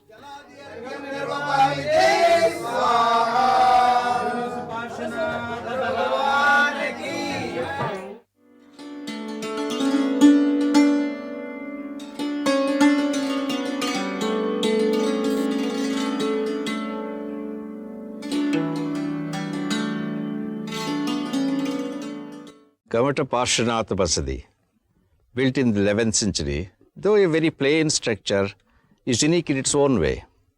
It houses Parshvanatha, an image, which is about 17 feet high, with a snake rising behind him, which is about 18 feet high. Its spread out hood itself is about 5 feet wide. Well, it is an image of unique beauty, and it's celebrated all over the country, not only because of the height, but because of its beauty also. Kamata is also indicated at the bottom of the image. Well, this temple has another unique feature. It houses a cubical block of stone, a tablet, which is almost as if it is bronze cast. So beautiful, so dark and brown, so well polished. Well, it is an image of, it is a pillar which celebrates the death of Mallishena, the saint who ended his life in this very temple. Well, 3 unique features of this cubical block is that the saint who terminated his life was the most celebrated of the saints of the 12th century. His memorial poetry was composed by another celebrated poet who is called Mallinatha. Well, this engraving that you see, the etching on the block, beautiful, with beautiful Lingachari, who was responsible for carving the images of Chavundaraya Basti and also the images of various other temples. Coming out of the Parshvanatha Basadi, one faces a towering Manastamba. It is about 67 feet tall. Skirting it and some basadis, one stands before the Nishadi pavilions. One of them is of special interest because it houses a memorial of Queen Mother Machikabbe. Machikabbe was a devotee of Jina, but she was married to Marasinga, a devotee of Shiva. Born to this couple, Shantale married King Vishnuvardhana, who was a devotee of Vishnu. Shantale had no difficulty in living in a domestic environment in which Shiva, Vishnu and Jina were receiving equal importance.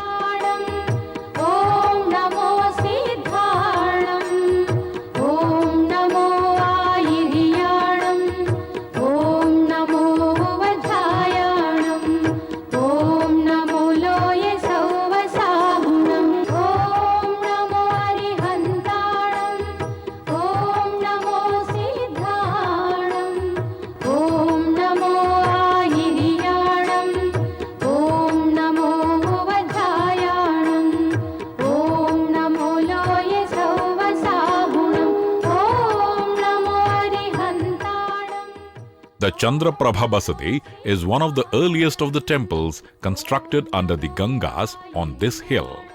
In addition to the seated image of this Jina, in the Garbhagruha, there are two other images of great beauty in the vestibule.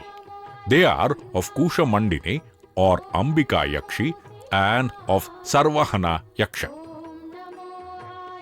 Kusha Mandini is believed to be the presiding goddess of Shravana Belagola. According to the tradition, she is a Yakshi of Neminatha Tirthankara, but her images are installed and worshipped in nearly all temples. This privileged status is also shared by her male counterpart, Sarvahana Yaksha. The image of Ambika or Kusha Mandini is identified by her lion vehicle, her two children, and the mango tree.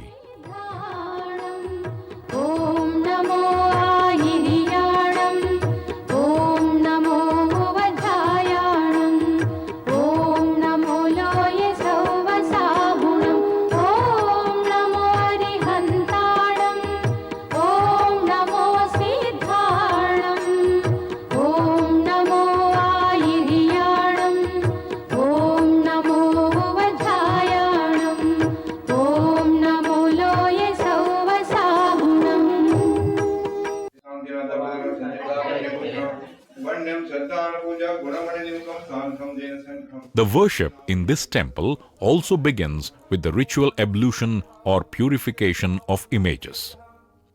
Fresh water is brought in the kalasas or metal pots by the devotees. The Purna Kalasha or the pot brimming with fresh water is adorned at the top with a peeled coconut. Both these are decorated with sandal paste, kumkum and floral garlands. As the Abhisheka ritual is extended to coconut water, milk and other liquids made of sandal paste, kumkum, haldi, kesari and such others, the pots containing all these are similarly decorated. These kalashas are first arranged in a row on the floor of the Garbhagruha. The priests use them following the ritual convention.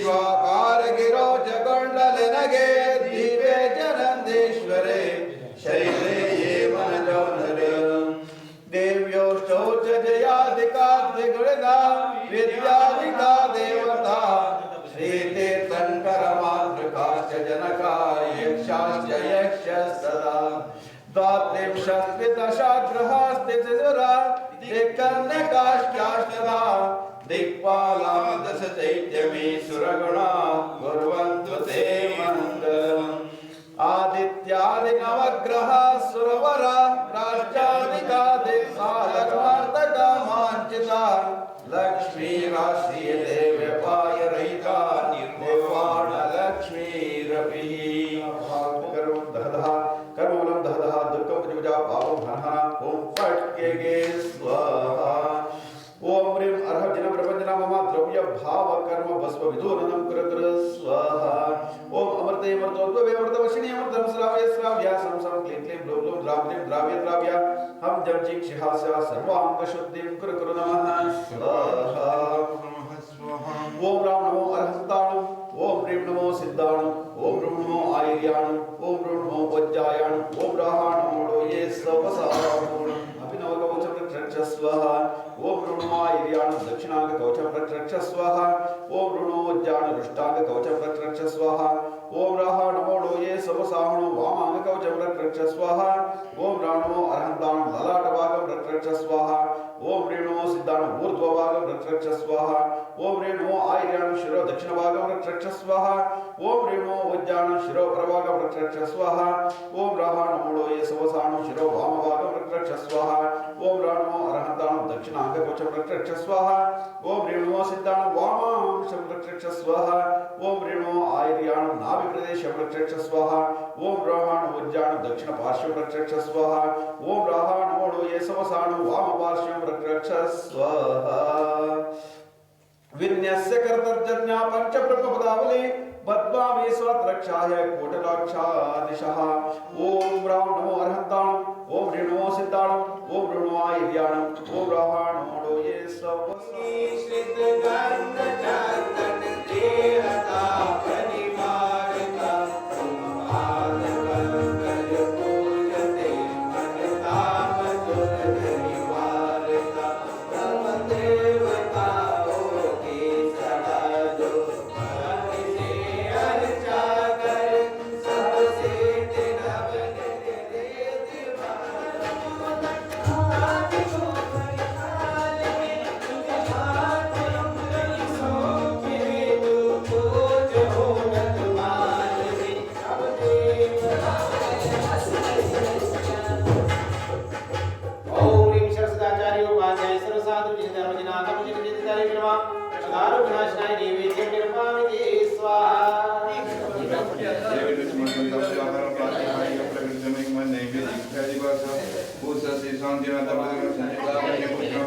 वन्यम श्रद्धान पूजा गुणमणिलिंगम स्थानकम जैन संघम श्रीनावे योगित संपत्सुताय तो महाचंद्र साड़ी सलावासुज्याः मलिसं विपादितं वारस्मने में श्रीवेद जितदेव मंगलानि या स्वस्थ श्रीमद्रा Rajguru कुमंडलाचार्य वादिता महापुत्र गुरुनाम्य देशगणा गणरम. The ablution is accompanied by prayers, recitation of hymns and heralding of Jayakaras.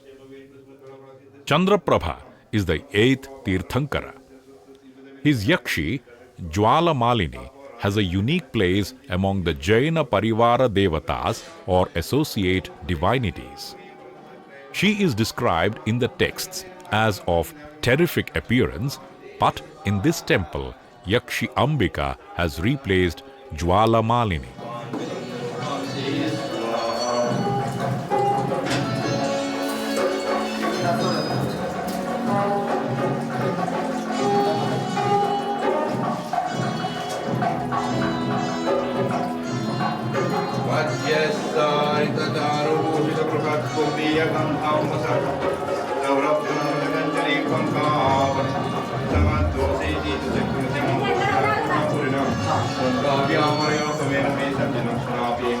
Om Rim Sri Krame Mantasvero Kiswam Dimha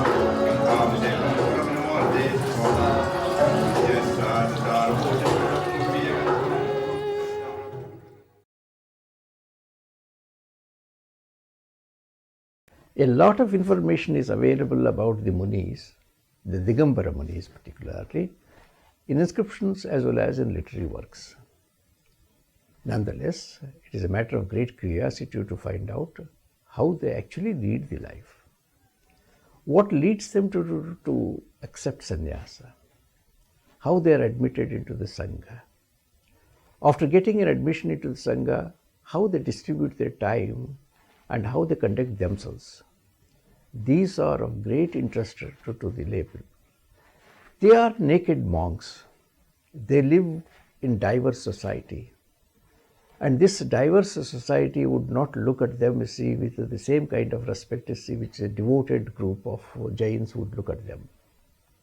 Theirs is a very difficult task. But with courage and conviction, they carry on, unmindful of who thinks of what. Here, at this time, in Shravanaburga, there is a community of Gana, large number of monks and also nuns. Let us go and see how they live here and how they conduct themselves. Om Namo Airiyanam, Om Namo Vajjayanam, Om Namo Loye Savasahunam. Like the ascetics who mortified themselves on the hot rock bed, exposing themselves to the severities of heat, cold and other elements of nature, several rocks and boulders on this hill have also exposed themselves to the severities of elements for millennia. The monks and nuns who mortified their bodies are dead and gone. But the sunburnt boulders still exist, exposing their emaciated, battered and naked bodies.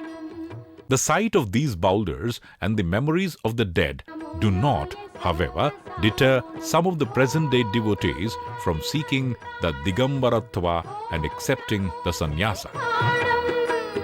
Om Namo Airiyanam, Om Namo Vajjayanam, Om Namo Loye Savasahunam, Om Namo Arihantanam, Om Namo Siddhanam, Om Namo Airiyanam, Om Namo. The naked monks, who symbolize total detachment, are housed on this occasion in an exclusive settlement called Tyagi Nagara. Besides following their daily monastic routine, they also hold discourses on religion, ethics, metaphysics and such other issues. ऐसे उन्होंने भी तत्वास सूत्र हमारे यहाँ जो है मूल एक ग्रंथ तत्वास सूत्र है, उस तत्वास सूत्र को उन्होंने भी स्वीकार कर रखा है और हम लोगों ने भी स्वीकार कर रखा है। और वही जो आपको भी 7 तत्व बताए, उसमें जो है सम्यक दर्शन का पूरा लक्षण उमा स्वामी के द्वारा बताया गया। उन्होंने उमा स्वामी की जगह उसी आचार्य का नाम उमा स्वाति कर दिया और इसी को वो मानते हैं, परंतु आचरण में जो है विशेष अंतर पड़ गया। मूल जो है आचरण से यानी उन्होंने श्वेत वस्त्र को धारण कर लिया और निर्गंथ जो है दिगंबर मुनि है, उन लोगों ने जो है वस्त्र को धारण नहीं किया। ये सबसे, और उसके पश्चात जब उन्होंने वस्त्र को धारण कर लिया तो धीरे धीरे जब कोई अलग हो जाता है तो अपना अपना अलग अलग होने से उनमें फर्क पड़ गया। और मूल जो है वहाँ पर आचरण में फर्क पड़ा, परंतु तत्व में विशेष फर्क नहीं पड़ा। हमारे यहाँ हम इस शरीर से जब ये शरीर छोड़ेंगे, हमारी आत्मा निकल के जब हमारे पुण्य और पाप कर्म की वजह से किसी के भी गर्भ में ये आत्मा जा सकती है। कुत्ते के गर्भ में, बिल्ली के गर्भ में, हाथी, तिर्यंश है, मनुष्य है, देव है, स्वर्ग है, कहीं भी जा सकते हैं। जब तक उसको मोक्ष की मुक्ति की प्राप्ति नहीं हो जाए तब तक ये 4 गति हैं, नरक गति, तिर्यंश गति, देव गति, मनुष्य गति। इन चारों गतियों में जीव भ्रमण करता है। नरक से तिर्यंश में, तिर्यंश से मनुष्य में, मनुष्य से स्वर्ग में, स्वर्ग से मनुष्य में, ऐसे इसका क्रम चलता रहता है। पहले जो है भद्रभाव के समय, चंद्रगुप्त के समय यहाँ पर 25,000 मुनि आए थे। उसके बाद धीरे धीरे जो है इतना मुनि धर्म नहीं रहा। अभी आचार्य शांति सागर जी महाराज के पहले जो है यहाँ पर उत्तर भारत में मुनि का लक्षण मुनि दिखाई ही नहीं देते थे, इतने कम हो गए थे। और वहाँ पर जो दक्षिण भारत में जो है 10-5 मुनि रहते थे, इसलिए जो है मुनि बने नहीं इतने, इसलिए वहाँ संलेखना भी इतनी नहीं हुई, यानी मुनि जो है कम थे। और अभी पुनः जो है आचार्य शांति सागर जी महाराज के बाद जो है उन्होंने उत्तर भारत में बिहार किया, और बिहार करने के बाद उत्तर भारत में बहुत मुनि बने, दक्षिण भारत में भी मुनि बने, और इस प्रकार मुनि अभी जैसे ज़्यादा हुए तो संलेखनाधारी भी ज़्यादा हुए। ओम नमो आयर्याणम। They pay visits to sacred spots, especially those associated with revered saints such as Bhadrabahu and Chandragupta. The feet of Bhadrabahu, carved on the rock bed, attract them like a magnet, while their presence here, in turn, excites and enthuses the householders 100-folds. The same spiritual climate is created in the temple they enter. After returning from one such religious errand or pilgrimages, the Munis reassemble to continue their discourses, give interview or darshan to householders, and to answer their questions. ओम नमो लोये सौवसाहुणम्। ओम नमो हरिहन्ताणम्। ओम नमो सीताणम्। ओम नमो आयर्याणम्। ओम नमो वज्रायाणम्। ओम नमो लोये सौवसाहुणम्। ओम नमो हरिहन्ताणम्। ओम नमो सीताणम्। ओम नमो आयर्याणम्। ओम नमो भुवनधायाणम्। ओम नमो लोये सौवसाहुणम्। ओम नमो हरिहन्ताणम्। ओम नमो सीताणम्। ओम नमो आयर्याणम्। ओम नमो लोये सौवसाहुणम्। ओम नमो हरिहन्ताणम्। ओम नमो सीताणम्। ओम नमो आयर्याणम्। ओम नमो भुवनधायाणम्। ओम नमो लोये सौवसाहुणम्। ओम नमो हरिहन्ताणम्। ओम नमो सीताणम्। ओम नमो आयर्याणम्। ओम नमो भुवनधायाणम्। ओम नमो आयर्याणम्। ओम नमो भुवनधायाणम्। ओम नमो लोये सौवसाहुणम्। ओम नमो हरिहन्ताणम्। ओम नमो सीताणम्। ओम नमो आयर्याणम्। ओम नमो भुवनधायाणम्। सवेरे से शाम तक जो भी करते हैं विचार करते हैं कि आज मैंने क्या किसी से अन्याय तो नहीं किया, आज मैंने किसी को अपशब्द तो नहीं बोला। क्यों? क्योंकि मान लो मैंने क्रोध के कारण किसी कारण अपशब्द बोलने में आ गया, उसे क्षमा मांगो, भैया उस समय में जो है गलती में था, इसलिए जो है हमने जो है तेरे को बोल दिया, तू क्षमा कर, मैं भी तेरे को क्षमा करता हूँ। ऐसे बोल करके और अपने जो परस्पर के विरोध हैं उसको मिटाना, ये जैन धर्म है। और जैन धर्म अनेकांत स्वरूप है। अनेकांत का मतलब क्या होता है? प्रत्येक में जो है अनेक अंत होते हैं। जैसे एक गुरु है, अपने शिष्य को डांट रहा है कि तूने ये गलती किया, तूने ये गलती किया, तो दूसरे को लगेगा अरे महाराज देखो इस बच्चे को कैसा डांटते हैं।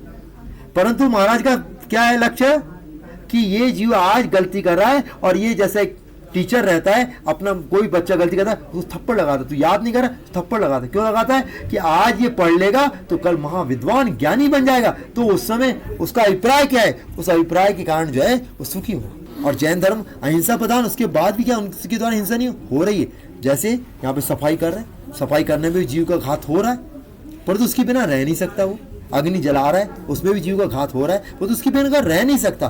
परंतु हम मुनियों को उससे भी ज्यादा दया आ गई कि भैया हम तो अग्नि भी नहीं जला सकते, हम सफाई नहीं कर सकते, हमने उसका भी त्याग कर दिया, तो फिर मुनि बनना पड़ेगा। और जब तक आप मुनि अवस्था को प्राप्त नहीं किए तब तक जो है जो गृहस्थ है उसका त्याग नहीं है। तो वो जो है झाड़ू भी निकालता है, अग्नि भी जलाता है, भोजन भी तैयार करता है, सब कुछ करता है, परंतु हम लोग जो है वो कुछ नहीं करते। तो फिर आपने आज भोजन बनाया और मुझे निमंत्रण दे दें कि महाराज आप मेरे यहाँ कल आना, ये साधु इस प्रकार निमंत्रण पे भी नहीं जाते। वो जिस समय आहार का टाइम होता है उस समय वो गांव में जाते हैं और श्रावक लोग खड़े, हे स्वामी नमोस्तु नमोस्तु नमोस्तु अत्रो अत्रो। तो इस प्रकार से जहाँ भी जो व्यक्ति पधार रहा है, जो बोल रहा है, उनका जहाँ नियम हुआ, जिस प्रकार हुआ, वो वहाँ पर चले जाते हैं। परंतु निमंत्रण पे भी, क्योंकि निमंत्रण से होगा तो वो महाराज क्या खाना चाहते, किस प्रकार, उस प्रकार से विशेष चीज बन जाएगी। इसलिए जो है महाराज निमंत्रण भी नहीं जाते हैं। इस प्रकार जो जैन दर्शन का सर्वोत्कृष्ट लक्षण जो है मुनिपना है। और ये जो है सभी साधु जो है ब्रह्मचर्य को धारण करते हैं, इनकी कोई पत्नी वगैरह नहीं होती। यही जैन दर्शन में ये आरिका हैं। तो आरिका का मतलब ये नहीं है कि महाराज की पत्नियां या उनके, ऐसा नहीं। ये जो है आरिकापना जो है ये उनकी सर्वोत्कृष्ट अवस्था है। यानी स्त्री पर्याय में वो पूरे वस्त्र को त्याग करके नहीं रह सकती हैं, इसीलिए वो जो है अपनी स्त्री पर्याय में सर्वोत्कृष्ट पने से सब कुछ त्याग करती हैं। वो भी पैदल चलती हैं, वो भी एक टाइम खाती हैं। और जो है जैसे हम लोगों के बाल बढ़ जाते हैं तो बाल बढ़ने के बाद कैंची से नहीं कटवाते, क्यों, कैंची कहाँ से लाएंगे, उस्तरे से नहीं लगाते, क्यों, कहाँ से उस्तरा लाएंगे। तो ये जो है हर 4 महीने में, 3 महीने में और 2 महीने में अपने हाथों से ये बाल जो है उखाड़ते हैं। और नहीं उखाड़ेंगे तो क्या होगा, इसमें भी जो है जीव राशि उत्पन्न हो जाएगी। और जीव राशि उत्पन्न होगी तो अहिंसा धर्म का पालन नहीं हो पाएगा। इसलिए अहिंसा धर्म का पालन करने के लिए इनको लॉन्च भी करना पड़ता है। और जिस दिन लॉन्च करते हैं उस दिन उपवास भी करते हैं।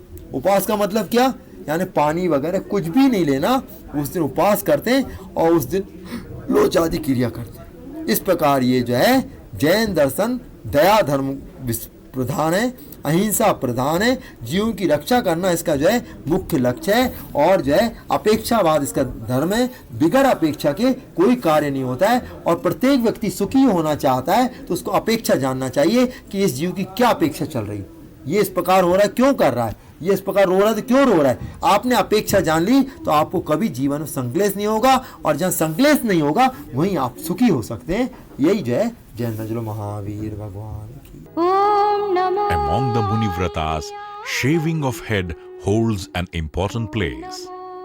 This is called Mushti Lochana, or plucking in a fistful. This observance is conducted in the public periodically with great pomp and pageantry. It attracts a large congregation of Shravakas.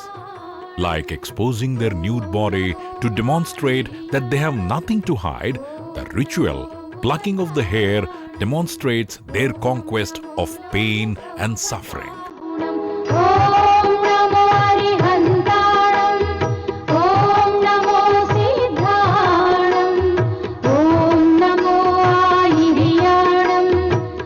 The hair on the head, face and other parts of the body is plucked from its root either by oneself or by disciples. The subjecting monks would endure it with utmost courage and conviction.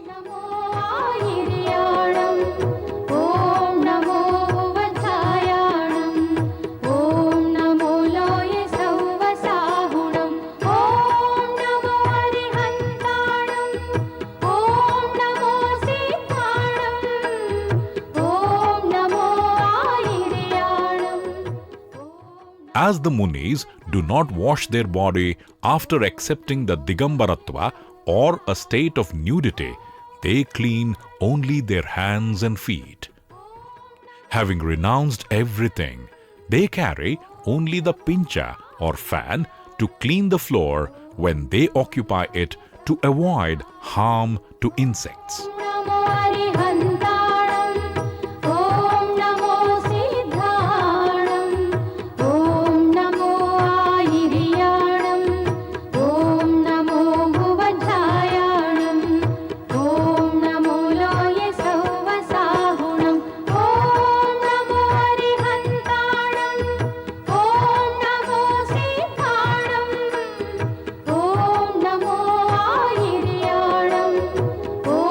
Namo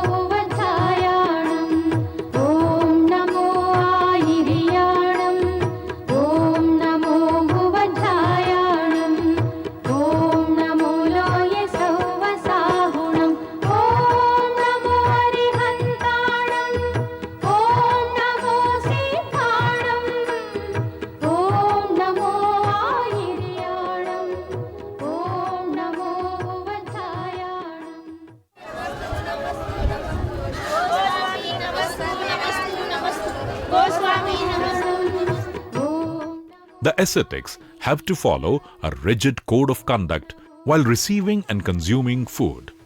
They take only one meal a day in a limited quantity and avoid drinking fluids after this. They are not supposed to receive food from the same family twice, nor remain in the same locality more than a fixed number of days. They do not squat and eat, nor do they eat from plates. They receive food standing in the erect position, cupping their two hands. They abandon it if any external elements such as hair are found in it, or if some bad news is conveyed at that time.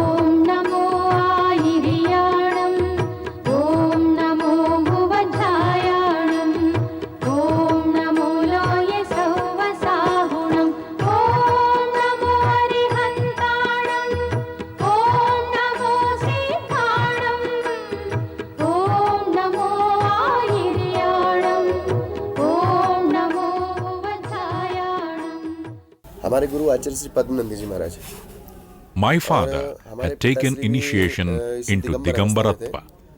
His influence and my contact with Padmanandi Maharaj Ji inspired me to take to the life of an ascetic. I accepted Brahmacharya at the age of 17 thanks to my teacher. When Padmanandi Maharaj Ji visited my hometown along with 40 other munis, I joined the Sangha.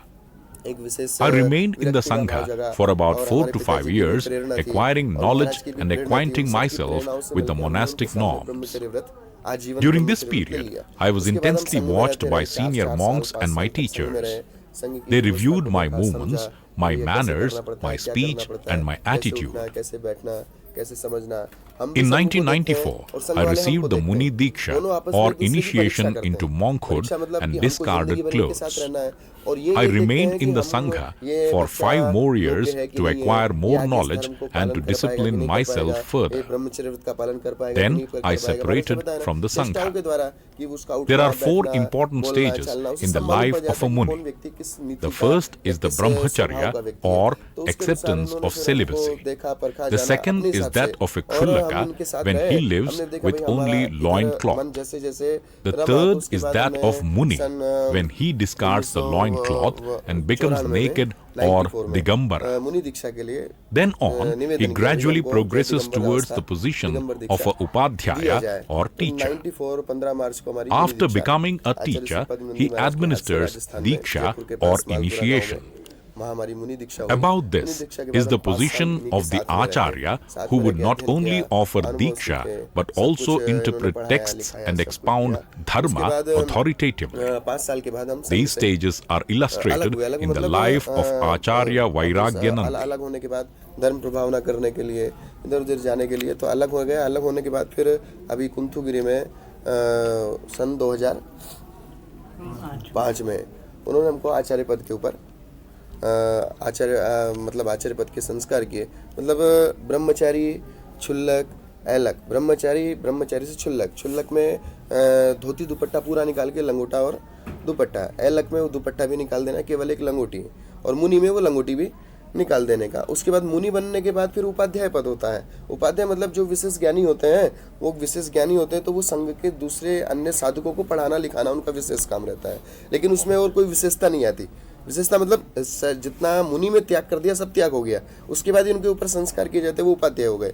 उनके बाद उनको और विशेष योग्यता आती है तो उनको शिक्षा देने का, दीक्षा देने का। जैसे इन्होंने हमको दीक्षा दिया तो हम भी आगे से अब किसी नए शिष्य को दीक्षा दे सकते हैं। तो लेकिन उनका पहले ऑर्डर होना चाहिए, परवानगी होना चाहिए कि आप इस योग्य हो गए कि आप अपने नए शिष्य को दीक्षा दे सकते हैं। तो उस फिर आचार्य पद देते हैं। आचार्य पद के बाद फिर हम अपने हिसाब से घूमते हैं, धर्म का प्रचार करते हैं, प्रवचन करते हैं, व्याख्यान करते हैं, और व्याख्यान करने के बाद श्रावकों को धर्म के अंदर लगाना, ये सब क्रियाएं रहती हैं। और अपनी साधना करते हैं। अपनी साधना करते हैं, उसके बाद जो बाकी का समय बचता है उसके लिए संघ के लोगों को ले देते हैं। ॐ नमो अरिहन्ताणं, ॐ नमो सिद्धाणं, ॐ नमो आयिर्याणम्।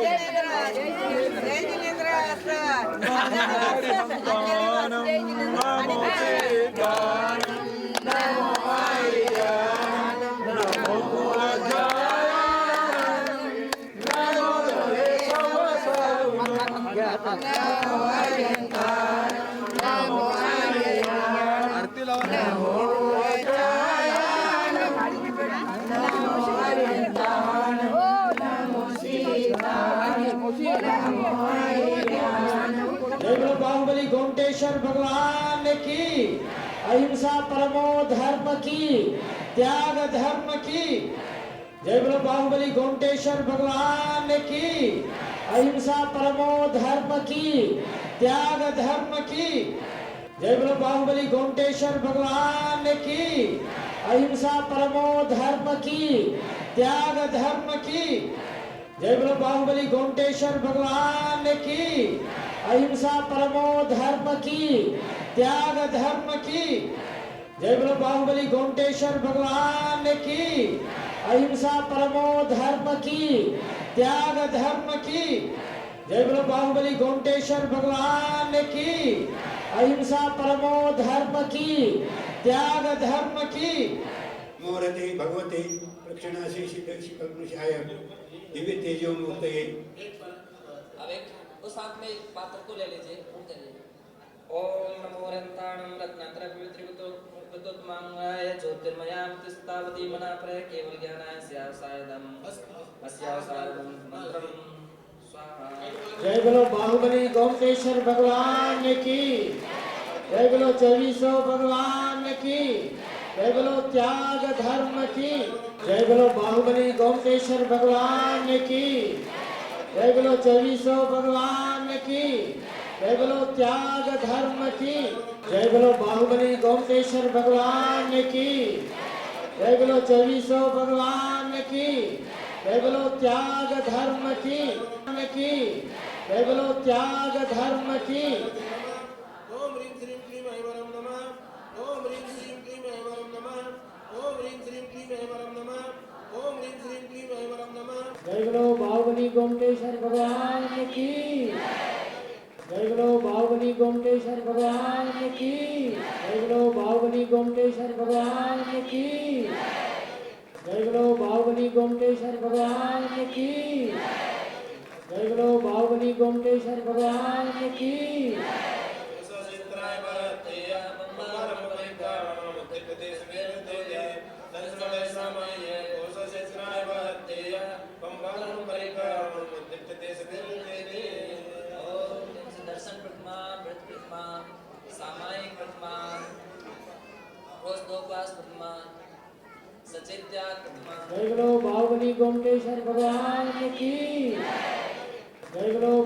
गोमटेश्वर भगवान की जय बोलो बाहुबली गोमटेश्वर भगवान की जय बोलो बाहुबली गोमटेश्वर भगवान की ॐ नमो अरिहन्ताणं ॐ नमो सिद्धाणं ॐ नमो आयिर्याणं ॐ नमो भुवज्जायाणं ॐ नमो लोये सौवसाहुणं ॐ नमो अरिहन्ताणं ॐ नमो सिद्धाणं ॐ नमो आयिर्याणं ॐ नमो भुवज्जायाणं ॐ नमो लोये सौवसाहुणं ॐ नमो अरिहन्ताणं ॐ नमो सिद्धाणं ॐ नमो आयिर्याणं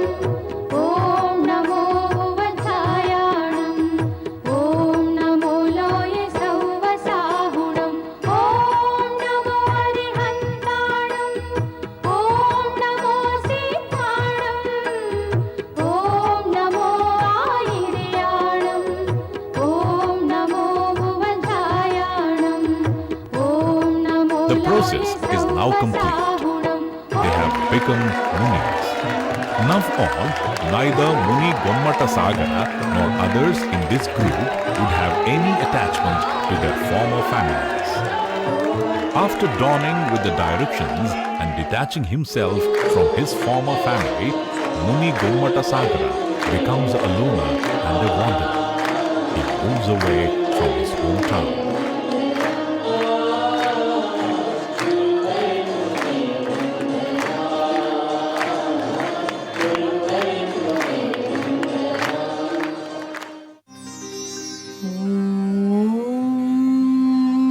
नमो अरिहन्ताणं ॐ नमो सिद्धाणं ॐ नमो आयर्याणं नमो हुवज्जायाणं नमो लोये सवसाहुणं Yesso पञ्चणमुक्कारो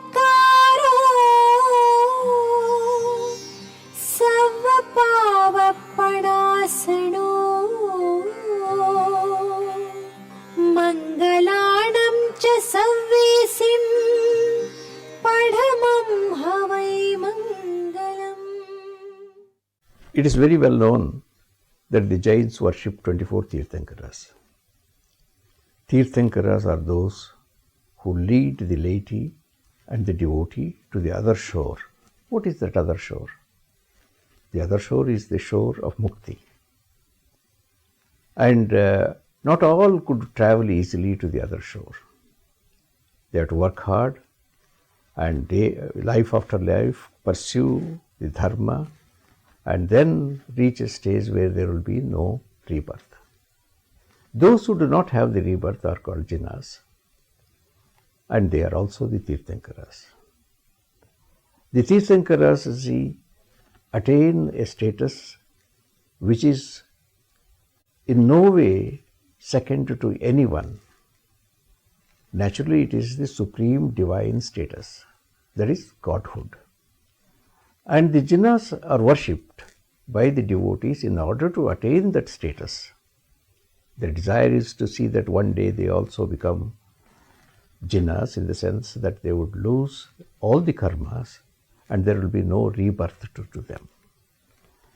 These images are now deified, they are carved in stone, they are housed in temples, and they are offered rituals. Let us go to one of these temples to see how the rituals are performed on the most enlightened one.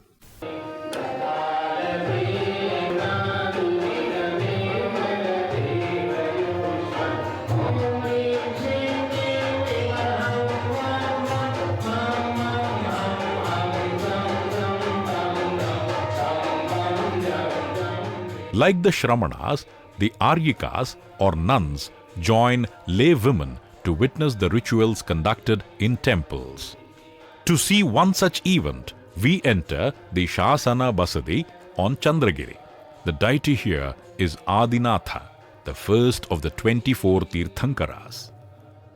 The Abhisheka performed on Adinatha has a special significance because he was the father of Bahubali, for whom the Mastakabhisheka is conducted now. It is to be understood that though Gommata attained Kevala Gnana, he did not become the Tirthankara. According to Jaina Puranas, the 5 important rituals called the Pancha Kalyanas were performed on the Tirthankaras, not on the Kevalis. Truly speaking, Mastakabhisheka is not the same as the Pancha Kalyana. It is an abridged version of it. The head, that is Mastaka anointment or the herbal wash, Abhisheka, given to Gommata is modelled after the Pancha Kalyana rituals performed by Indra on 5 distinct occasions during the lifetime of the Tirthankaras. The 5 rituals are symbolically performed on the Tirthankara images in the temples before the final ritual festivity of Mastakabhisheka is performed on Gommata. The Adinatha image in the Shasana Basadi is one of the most remarkable creations of Hoysala sculptors.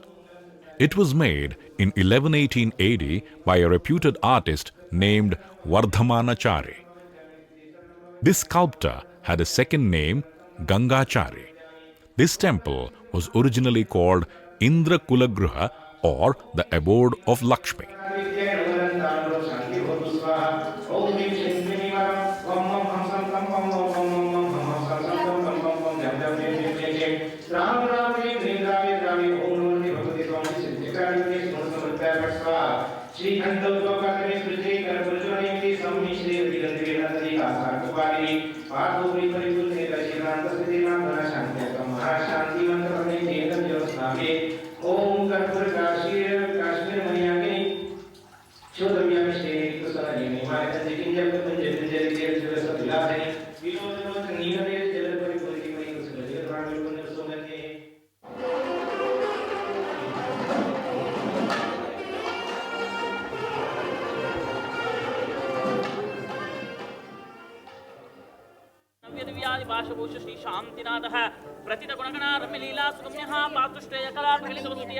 Besides these rituals in temples, the Utsava Vigrahas or metal images installed in special pavilions are worshipped daily by the devotees. These images are of either Tirthankaras or of Upadevatas or associate divinities such as the Navagrahas or 9 planets, the Ashtadikpalakas or the guardians of the 8 directions, the Yaksha Yakshis and such others. Devotees seeking blessings for themselves and for their families arrange exclusive worship and participate in it.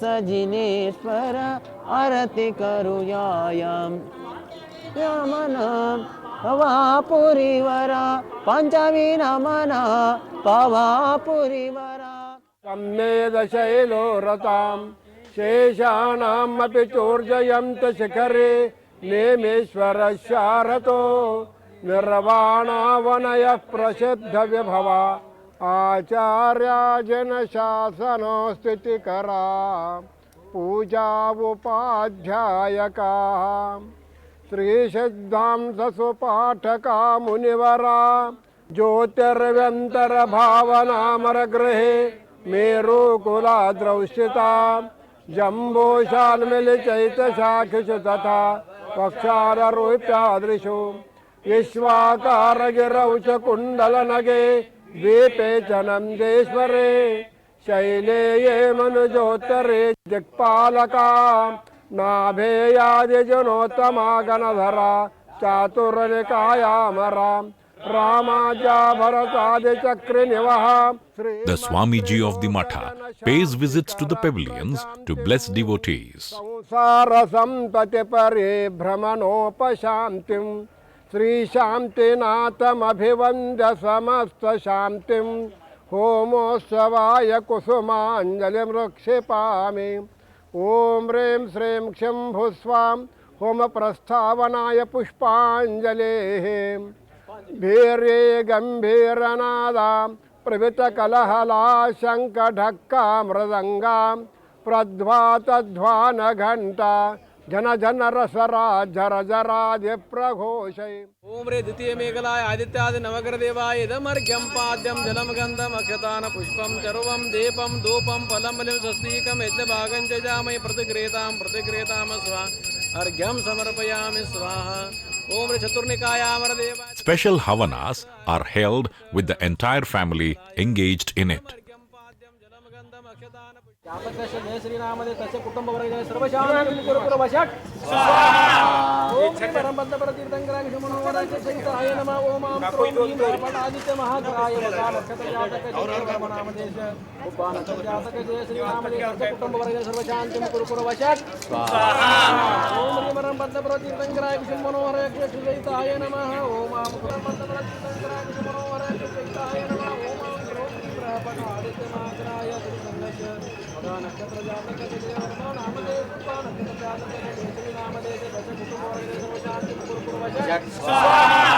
ओम परमपदप्रतीर्थंकराय मनोहराय सहिताय नमः। ओम आम आदित्य महाकाय वकामजातक जय श्रीनामदे तस्य कुटुंबवर्गेण सर्वशान्तिं कुरु वशक् स्वाहा।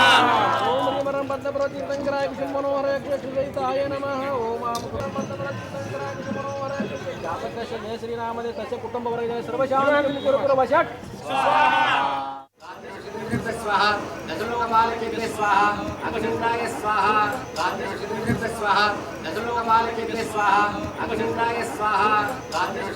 स्वाहा दशलोकपालकेभ्यः स्वाहा। ॐ नमो आयर्याणम् ॐ नमो वज्रायाणम् ॐ नमो लोये सौवसाहुणम्। When we return to Chandragiri, we witness another Abhisheka performed on the image of Shanteshwara Tirthankara in the Shanteshwara Basadi. He is the 16th of the 24 Tirthankaras. This temple was built in 1117 AD by a nephew of Gangaraja. He was called Senior Echimaya. In this temple, we see the image of Shantinatha being consecrated by Indra with his consort. प्रसिद्धरुमप्प अतिशय सुर पुष्पवृष्टिरंजित दिव्य श्री शांतिनाथ तीर्थेश्वर रिंगे स्वस्ते यमनियम स्वाध्याय ध्यानमूना अनुष्ठानादि जप तप समाधि संयम शीलगुण संपन्नरमप्प पंचमकाल प्रवर्तमान काल सकल आचार्य रिंगे नमोस्तु जया स्वस्ति श्रीमद्राय राजगुरु भूमंडल आचार्यवर्य महावादवादीश्वर राय वादी पितामह सकल विद्वजन सार्वभौमाब्जनेक बिरुदावళి विराजमानरम् आकृष्टत्वममत्यकैरसदृशं देवस्य सेवाकृते मत्वेते स्वयमेत्यतं स्नपयति क्षीराम्बुराशिद्रुहं मित्युद्भावितशङ्ककै बहुशुभे क्षीरें जिनं स्नापये क्षीराभास्रतनं सुमेरुशिखरे क्षीरेण प्रक्षालनं करोमि स्वाहा आकृष्टत्वममत्यकैरसदृशं देवस्य सेवाकृते मत्वेति स्वयमेत्यतं स्नपयति क्षीराम्बुराशिद्रुवं मित्युद्भावितशङ्ककै बहुशुभे क्षीरें जिनं स्नापये क्षीराभास्रतनं सुमेरुशिखरे क्षीराभिषेकाप्तये धवलमङ्गलगानरवाकुले जिनगृहे जिननाप्तमहाम्यजे सामोक्षीरकचोरकुङ्कुमरसा कर्पूरजातैर्फले येनादुज्ज्वलकेसरादिसुरभिः द्रव्यादिचूर्णान्विते मध्यस्त्वापितपूर्णकुम्भकलशैः तीर्थङ्करं स्नापये वम्मं हंसहस्त्रैलोक्यस्वामिनो दिव्याः गन्धेन प्रक्षालनं करोमि स्वा बोलो शान्तिनाथ भगवान् की अशोकवृक्ष सुरपुष्पवृष्टि दिव्यध्वनिश्चामरभासनञ्च भामण्डलं द्वन्द्वविरातपत्रं सत्प्राप्तिहार्याणि जिनेश्वराणां कमलवकुलमालोत्पुल्लकल्हारमल्ले कुमुदकुरवकोद्योतिकेन काकेतकेन पुष्पाञ्जलिः। ॐ ह्रीं श्रीं क्लीं वं हंसहस्त्रैलोक्यस्वामिनो दिव्याः अनर्घ्यरत्नपदप्राप्तये दिव्यार्घ्यं निर्वपां ते स्वाहा। शान्तये शान्तिधारां दिव्यपरिः पुष्पाञ्जलिः। ओम कर्पूर काश्मीर रागुरुमलय जाति क्षोद्रा द्रव्य ननिक्त सुवर्ण रेणुयमान कंज किंजल कपुंज पिंजरिते विजित विलसद विलासिने विलोललोचन नीर नीरज जलद परिपूरिते सकल जगत घ्राणा विवरवंद्र सुगंधि। यह वेद्य मंगल आरती कीजे पंच परम पद भजे सुकलीजे। पहले आरती श्री जिन राजा भवदति पार अवतार जिया जा। दूसरी आरती सिद्ध। ॐ नमो आयर्याणम् ॐ नमो वज्रायाणम् ॐ नमो लोये सौवसाहुणम् ॐ नमो अरिहन्ताणम् ॐ नमो सिद्धाणम् ॐ नमो आयर्याणम् ॐ नमो वज्रायाणम् ॐ नमो लोये सौवसाहुणम् ॐ नमो अरिहन्ताणम् ॐ नमो सिद्धाणम् ॐ नमो आयर्याणम् ॐ नमो वज्रायाणम्। The Bhandara Basadi derives its name from the name of the office of Bhandara held by Hulla Raja. Bhandara means treasury.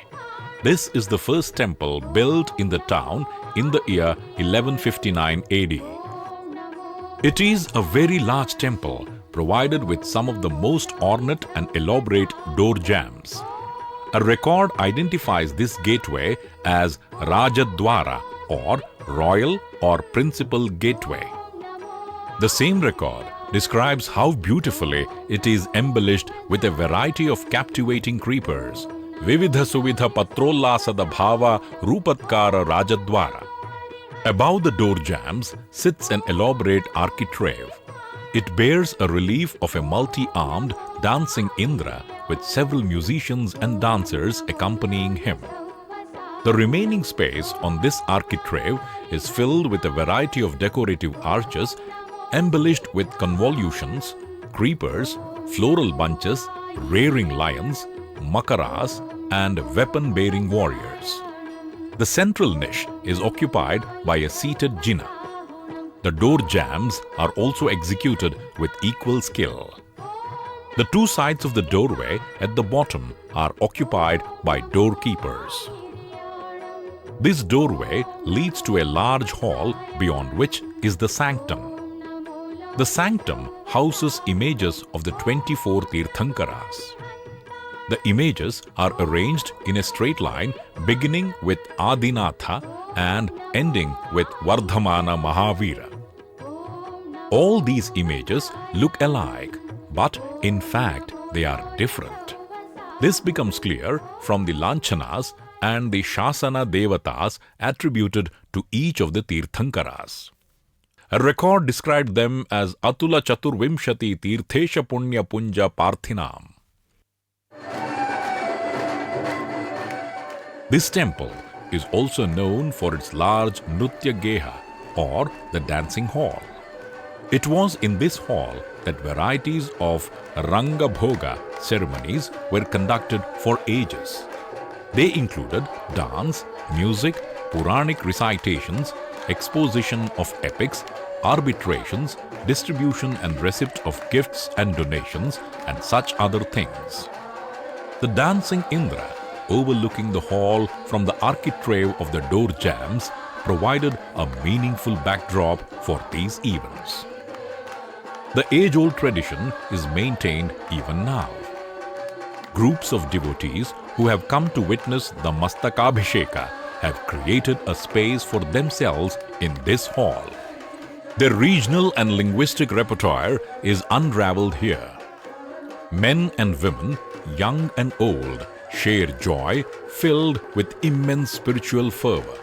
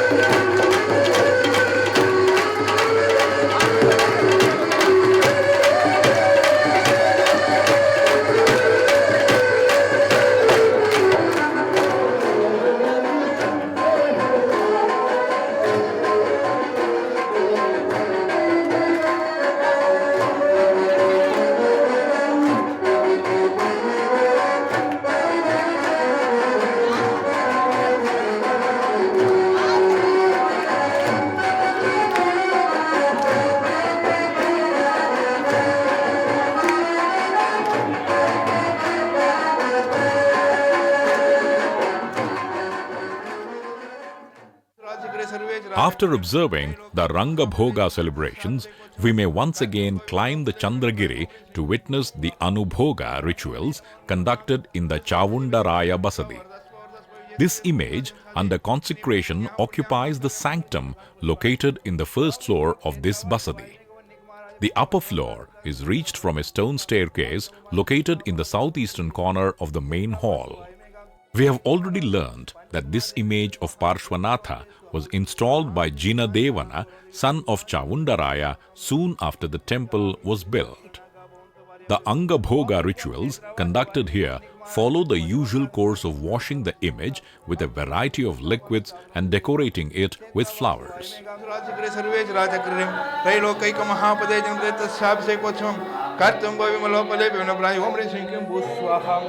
परब्रह्मणे नमो नमः स्वस्वस्य जीवजीवानंदनंदा वरदस्व वरदस्व विजयस्व वंशाजन साधे पुण्य पुण्य पुण्यः पुण्यः मांगल्य मंगल शोधकान पुष्पाणि छे ओम ऋक्वा क्षेत्रवास्तु वायुमेघ वन्निक महाराज पंचकुमा देवत्रादित्य सुमुषरत्र अत्रममा चतुष्टापन स्थापनम सन्निधिकम क्षेत्रवास्तु वायुमेघ वन्निक महाराज पंचकुमा देवी ज्योति महार्घ्यम निर्वाम ते स्वहम शांतिं शांतिदाराम करो दिव्य पुष्पांजलि निर्वाम ते स्वहम ओम जय जय जय जय जय जय जय म्यांतक जय जय जय जय जय जय जय जय निष्कलंक लोक विभो जय जय तीर्थंकर जय जय जय देव में सुगंध ध्यान जगुरुत विनाश नमस्ते वरभो विहाम भोज नमस्ते स्वर्णदर्पहार नमस्ते वरगुण चिंतामणि धीर नमस्ते अच्छा चेरप शीतले सुमधुरै तीर्थोपनिचे जले शांत्या पादितवादिमूर्तिमनगम देवं जिनं स्नापये ओम ह्रीं श्रीं क्लीं मह्यमरं स त्रैलोक्य स्वामिने जिमहा पार्श्वतीर्थंकर परमजिन देवजिमहा पवित्रतर जलाभिषेकनं करोमि नमो अर्हते स्वाहा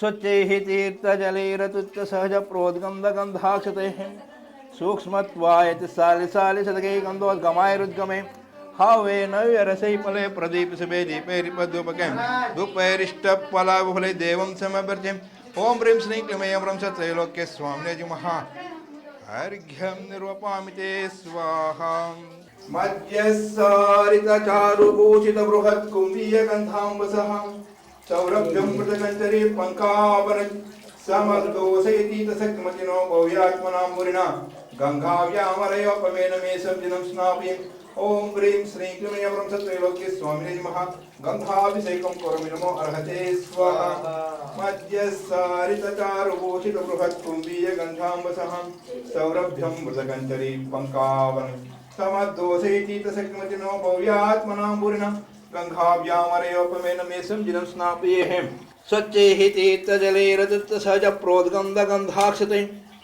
सूक्ष्मत्वाय च सालिसालिसद्गै गन्धोद्गमैर्गमे हावे नैवरसै फले प्रदीपसभे दीपैरिपद्युपके दुःखैरिष्टफलागुफले देवं समवर्षम् ॐ ह्रीं श्रीं क्लीं ऐं सत्रैलोक्ये स्वामी महार्घ्यं निरूपां ते स्वाहा शान्तिं शान्तिदारां करो दिव्य पुष्पाञ्जलिं निरूपां ते स्वाहा शान्तिं शान्तिदारां करो दिव्य पुष्पाञ्जलिं निरूपां ते स्वाहा. Walking long distances barefooted, living with one meal, following the code of conduct of the Gana,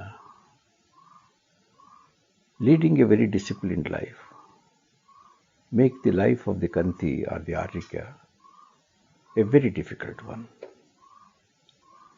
Throughout their lifetime, after renouncing the worldly commitments and joining the Sangha, they lead the same kind of life day in and day out, distributing their time during the day of what they should do and what they should not do. Well, when they reach ripe age, some of them even before reaching the ripe age, try to seek death. Well, there are two kinds of pursuits we could see in the history of Jainism. One is preponing the death by ritual mortification and meditation, accepting death when it comes. But the Jaina code reminds that you should not be too eager to accept death or prepone death. That means that you should not be too anxious to die also. When one dies a natural death at a ripe age, even at that ripe age, at that moment, she has to go through certain rituals. The simplest of the rituals they observe is the Panchapada. That is the chanting of the Pranava of the five great of Jaina Dharma. Om Namo Airiyanam Om Namo Vajjayanam Om Namo Loye Savasahunam. The death of Aryaka Vijayamati Mataji was both grieved and celebrated as much by the members of the Sangha as by the householders. The Jains attach great importance to the liberation of soul from the body, and they aspire to hasten the process by subjecting the body to various kinds of mortification. Their end is identified with terms such as Samadhi, Sannyasan, Salekhana, Aradhana. Just before breathing out, they chant or listen to the chanting of the Panchapadas or five phrases.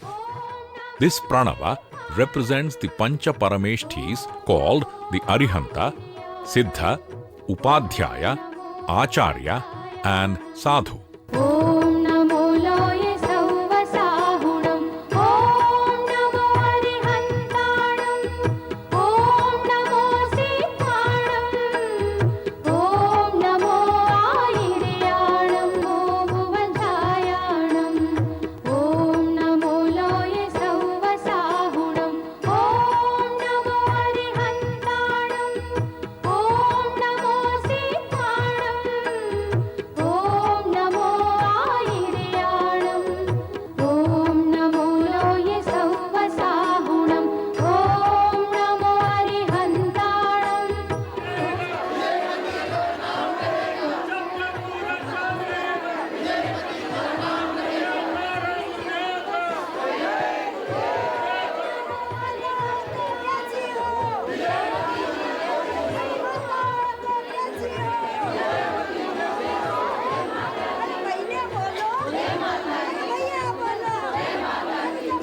The mortal remains of Aryika are covered with coconut fiber or coir and taken in a procession for final rites.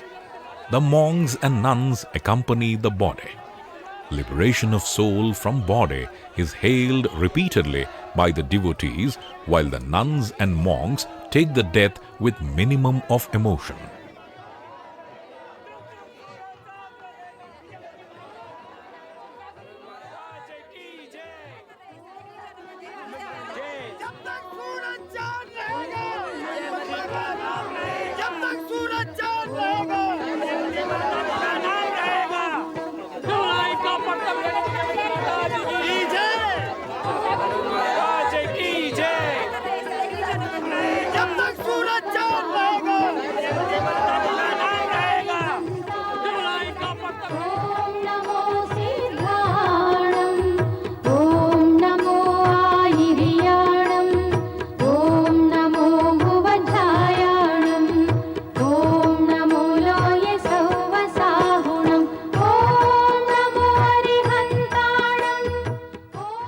The pyre is prepared under the guidance of senior monks and the final rites are witnessed by the assembly.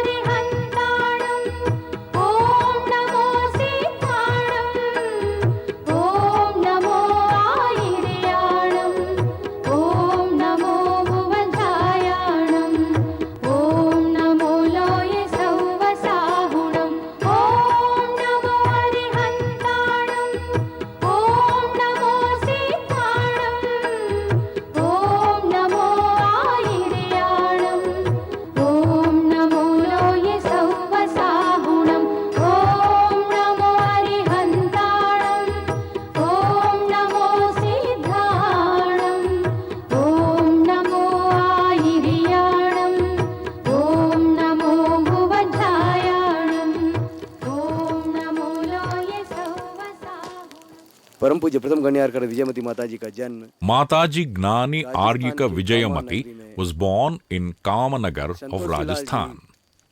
Her maiden name was Saraswati Bai. She married while still a child and became a widow at 10. She joined the Balashrama at Arra and pursued her initial studies under Acharya Vimal Shahji Maharaj. Later, she took the Aryika Diksha at Agra. The Mataji remained in the Sangha till the age of 78.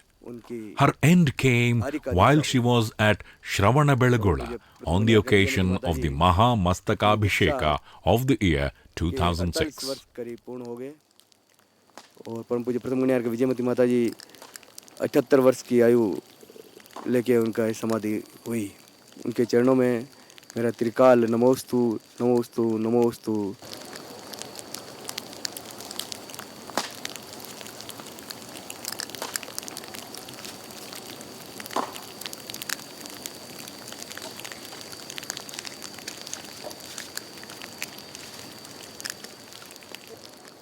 One of the young disciples of Mataji has rushed from Mumbai on receipt of the news to pay his last respects.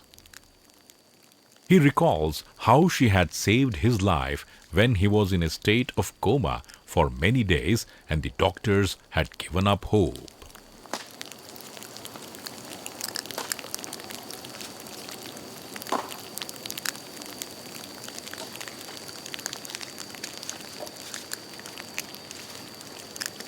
परम पूज्य प्रथम गणनी आरिका रत्न विजयमती माताजी was the greatest saint in the contemporary era, and it's been a great loss to the humankind society today. May her soul rest in peace, and she attained the Manushya Paryay and thereafter attain enlightenment or nirvana as was the main purpose of our life. In several years since I was a young kid, I've been associated with her, and she has saved my life when I was lying unconscious for 12 days when no medicine worked. Her spiritual rites in Parashnath really saved my life.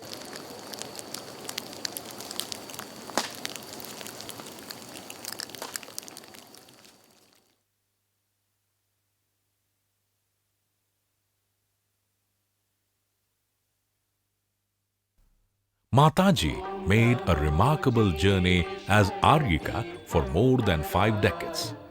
She was a model for other nuns. The life of a nun or Aryika in the Sangha is not an easy one. Without conviction, courage and fortitude, she would not be able to endure the rigors.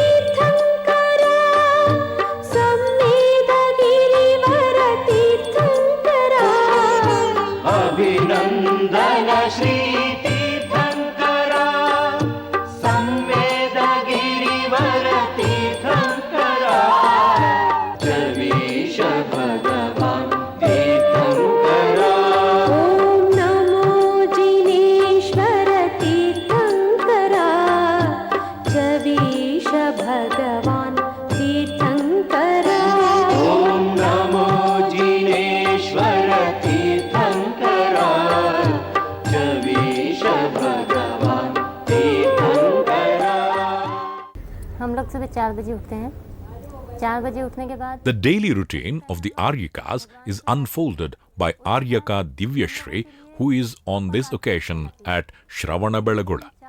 We rise from the bed at 4 in the morning and first offer our prayers to Jina Bhagavan, she says. Our day is divided into 4 parts.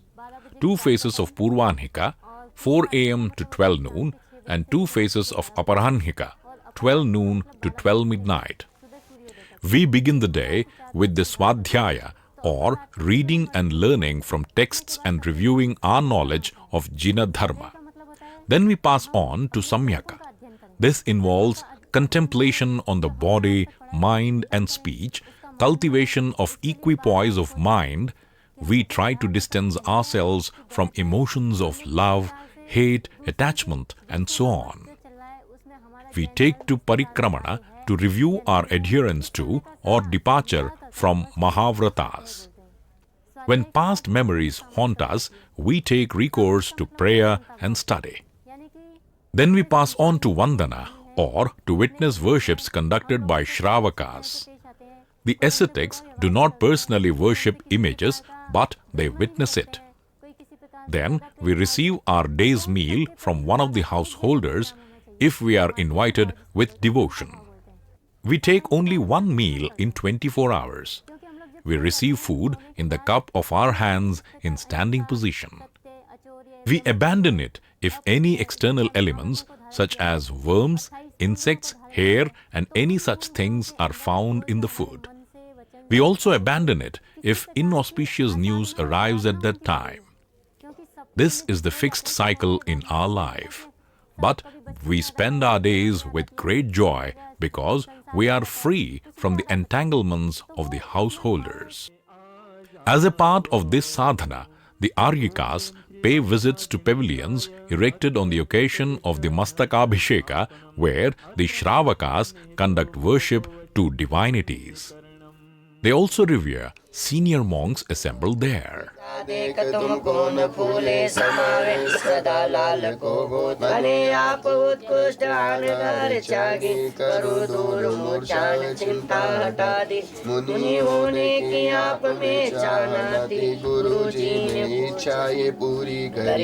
सदा पचारित्र डर रूप पाले क्षमा भाव को नित्य जी में बसाते करे आत्म चिंता न पावे गमों को सदा दीक्षा शिक्षा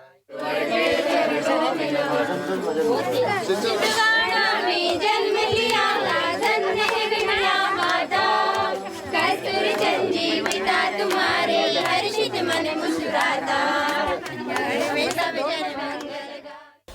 As children, we had heard about the image of Bahubali Bhagwan of this holy place. We travelled by foot to see him. Our only anxiety during the journey was that we should last till we receive his darshan. All along the journey, we prayed for it. Now, after obtaining his darshan, the only other thing we desire is that we too should destroy the karmas as he had done, so that one day we too would attain the status that Bahubali Maharaj has attained. और ज़्यादा ज्ञान प्राप्त करना है तो और फिर उसके बाद क्या भावना रहती है कि हमें एक दिन भगवान बनना है।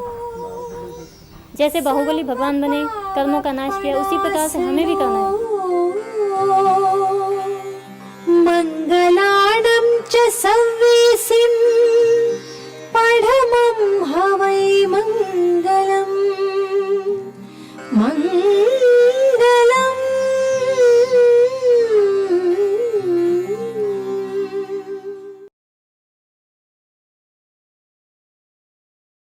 There are several queens who have built temples for Jinnah in the history of Karnataka. But one of the remarkable ones is that which was built by Shantala on Chandragiri. It is called Savati Gandhavarana Basti. Well, Shantala was born in a very cosmopolitan family. Her mother was a Jain who died through Ingini Marana later. Her father was a Shaiva, and she herself married a Vaishnava, but remained very cosmopolitan. The interesting aspect of this family is that even after the marriage, they did not change their religion. Well, because of her closeness to mother, probably because of her closeness to mother, Shantala built a Jaina temple on the Chandragiri hill. And let us go to this temple to see the ablution ceremony which is taking place there. Om Namo. Let us return to Chandragiri once again to observe the worship of Shantinatha, the 16th Tirthankara, in the temple built by Queen Shantala of the Hoysala dynasty. This temple is named after her title, Savati Gandhavarana, which means a rutting elephant to the co-wives of King Vishnuvardhana.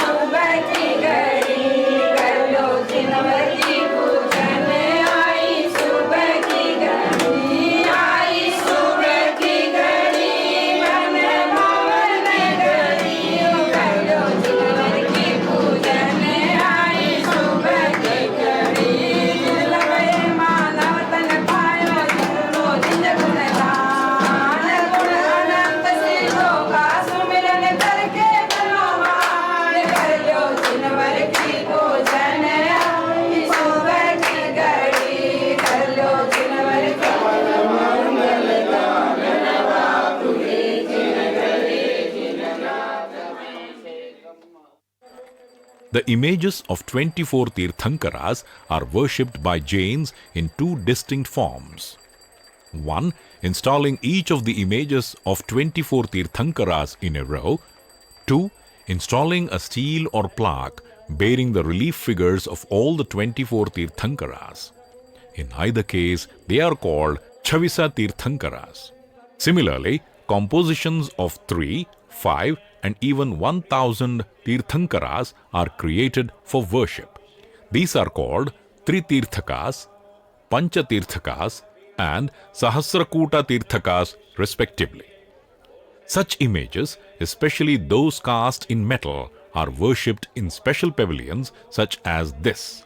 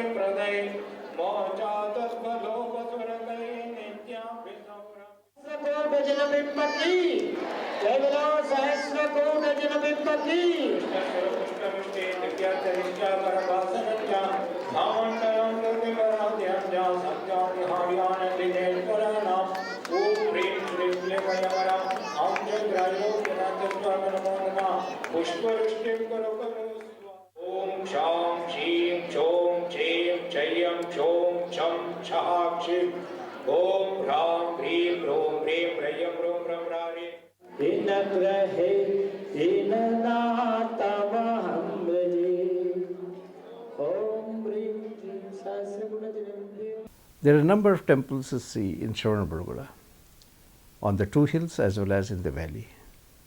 Besides this, there are also several satellite villages in and around Shravanabelagola town. The Yerudukatte Basadi receives its name from the double rows of stepways that lead to it. This temple was built in the year 1117 for Adinatha, the first Tirthankara.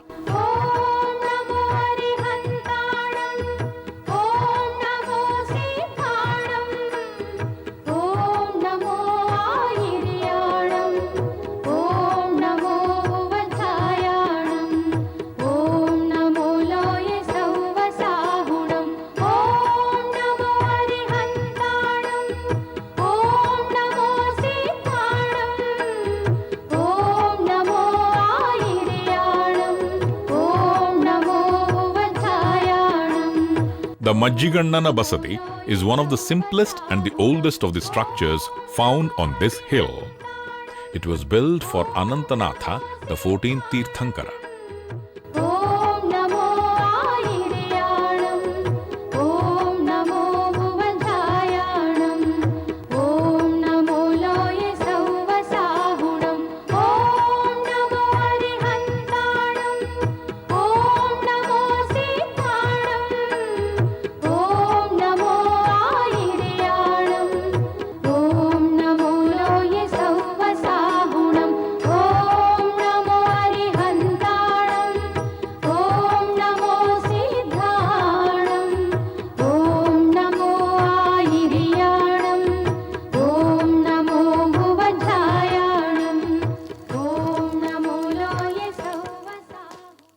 The Akkana Basadi is the most ornate of the temples built in Shravanabelagola town.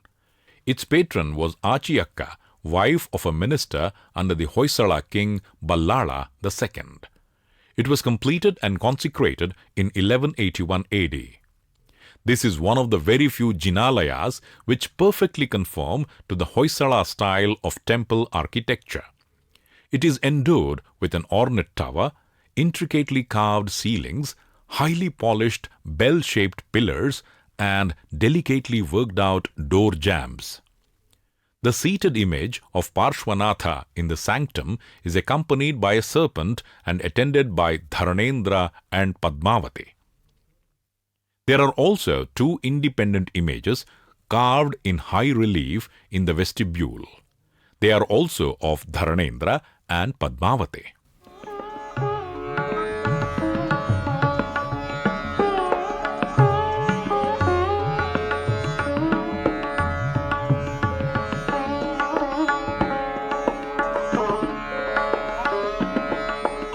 If the Terina Basadi on Chandragiri is the only temple built for Bahubali, the Vadagal Basadi on Vindhyagiri is the only temple with triple sanctums built for housing 3 images of Tirthankaras in this center.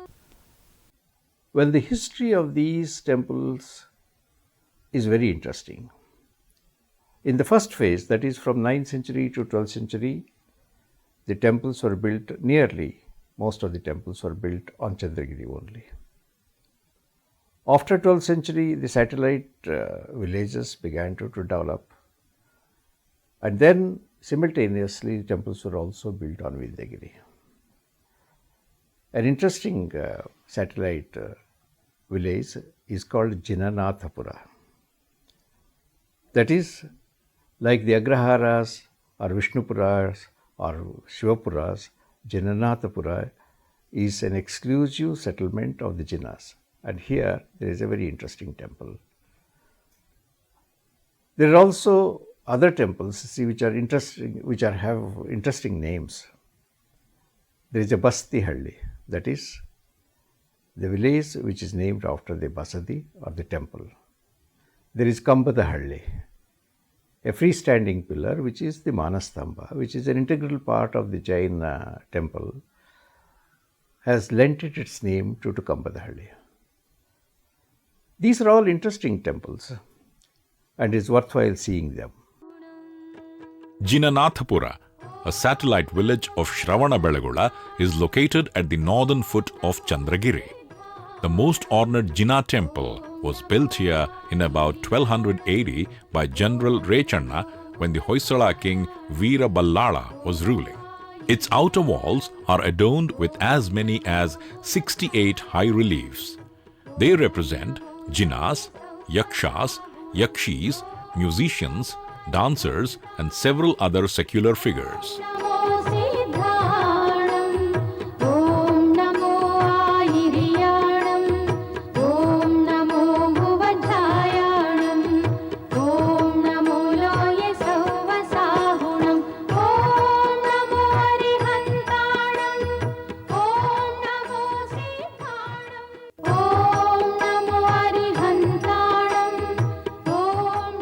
The interior is made equally interesting with gracefully carved ceilings, bell-shaped pillars, and elaborately worked out door jambs.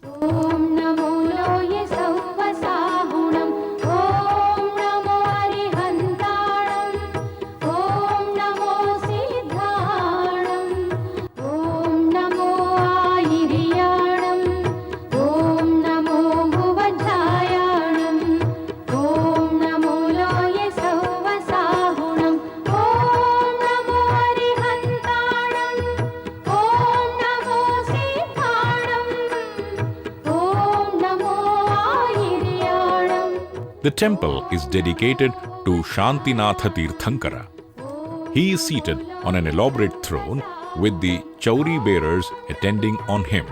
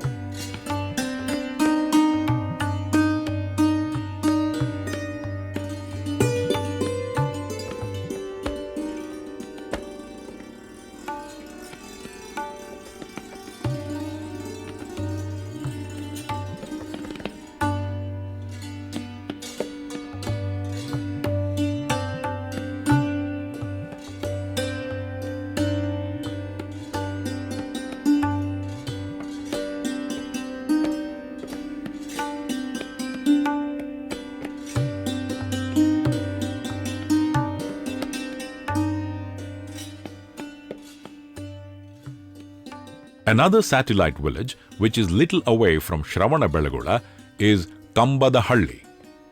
It is called after the freestanding pillar which occupies a central position in this village. The uniqueness of this complex is that it has 5 sanctums, elaborate ceiling, and beautiful towers.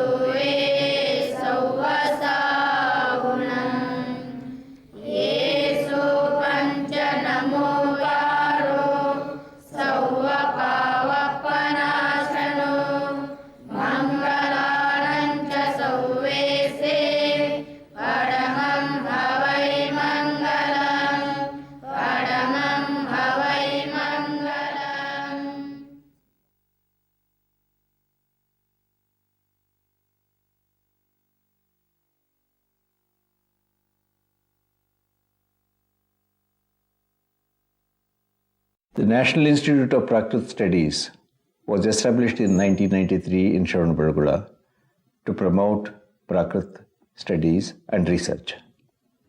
Today it has a collection of 20,000 manuscripts, of which nearly 145 large manuscripts in Prakrit are edited and catalogued. The cataloguing work is going on steadily. Apart from the Prakrit texts, there are a large number of Kannada texts also here. And Kannada is after all called Prakrita Bhasa. And the editing of the Kannada text is also going on in this institute. Besides research and study of Prakrit texts, the young ones are trained here to understand the Prakrit language. It starts from the very beginning. And the children who are chosen here are housed, fed, and educated. Prakrit was the lingua franca of India between 3rd century BC and 3rd century AD. In fact, it was in Prakrit alone that communication took place. And we rarely come across Sanskrit records during this period. Prakrit was also the language of the Jains, just as Pali was the language of the Buddhists. With the rise of Sanskrit in 3rd century AD, Prakrit began to decline, but not as the medium of instruction or the medium of transmission of ideas for the Jains. Prakrit, which is almost a lost heritage today, are being revived through the classroom approach so that new scholars can have access to this ancient knowledge system. So this institute is creating a next generation of Prakrit experts. पच्चय निबंधनम जो नाम सद्दो उत्तो संतो अप्पाणं चेव जानावेदि तमभिहाण निबन्धनं नाम एदं सन्ते पुनरुक्त दोषाभावादो. The National Institute of Prakrit Studies and Research nurtures up keeping of this great wisdom heritage. Thus, apart from training Prakrit experts, this institute is engaged in collecting manuscript origin in Prakrit and Kannada from all over. These historical manuscripts are of primary importance for historians, as the other level of the manuscript carry the logical wisdom recorded in various centuries of different mediums like palm leaves to paper. These collected manuscripts are individually checked, documented and classified. Finally, they are treated with natural anti-insect oils and keep all the fact away from allowing grieving space in this stock area, as some of the fundamentals which have been observed. The referral system is a unique concept.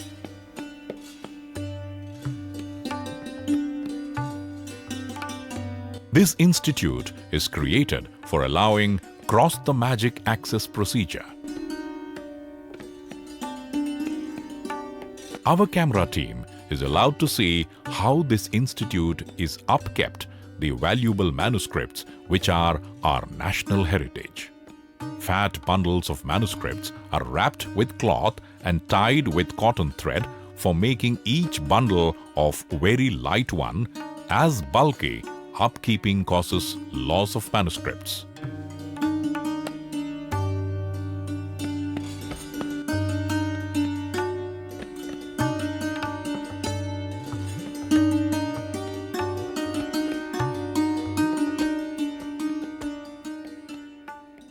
Experts here cross-refer manuscripts here to define the duplicate copy of the foliar.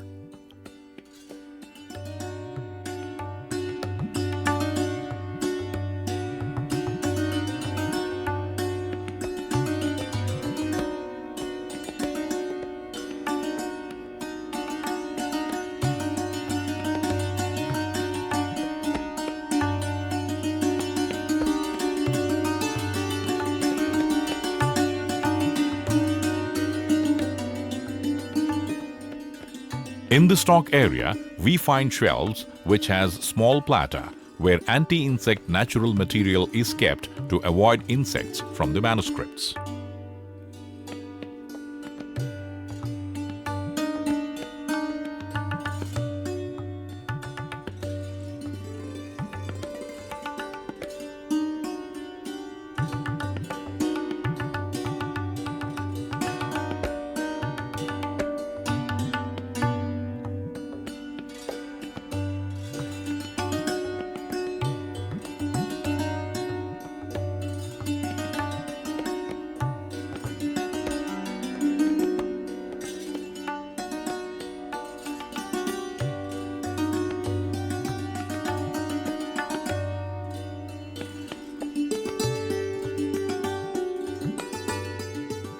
Here we see each of the foliar of the ancient manuscript are brushed with natural oils, which allows the safe longevity of the material and plays the role of antidotes for insects.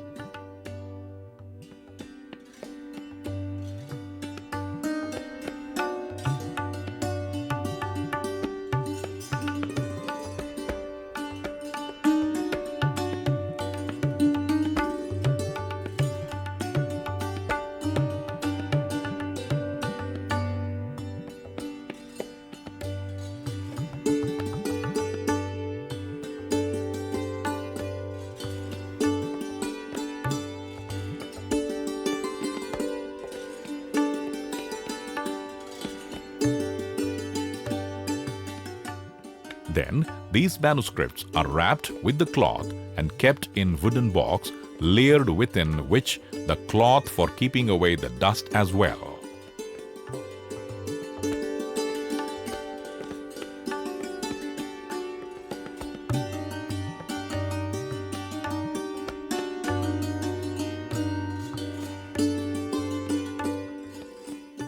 This institute has catalogued all the manuscripts it possesses, and the same is published as well.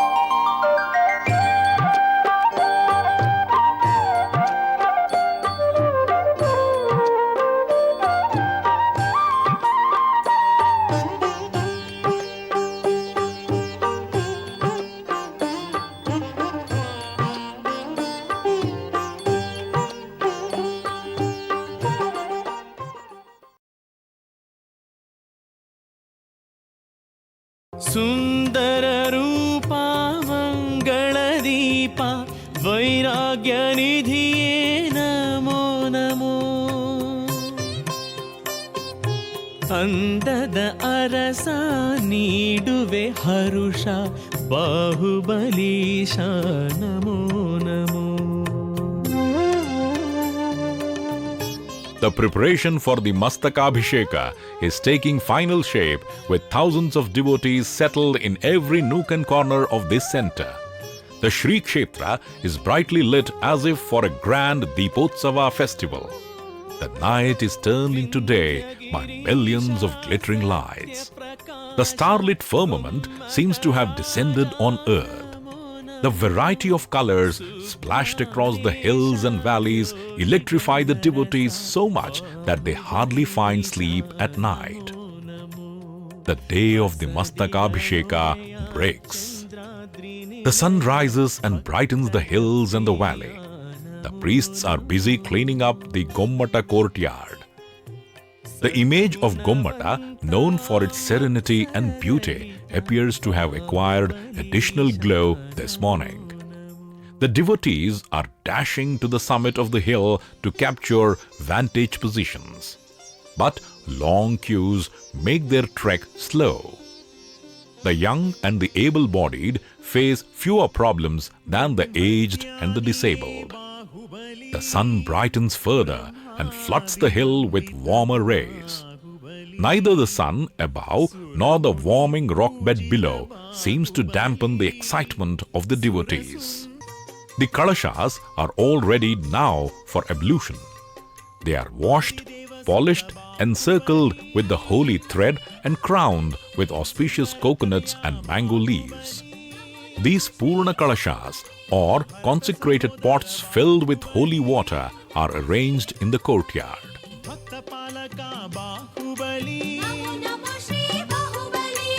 आत्मचिंतका Baahubali हिंसा विरोधी बाहुबली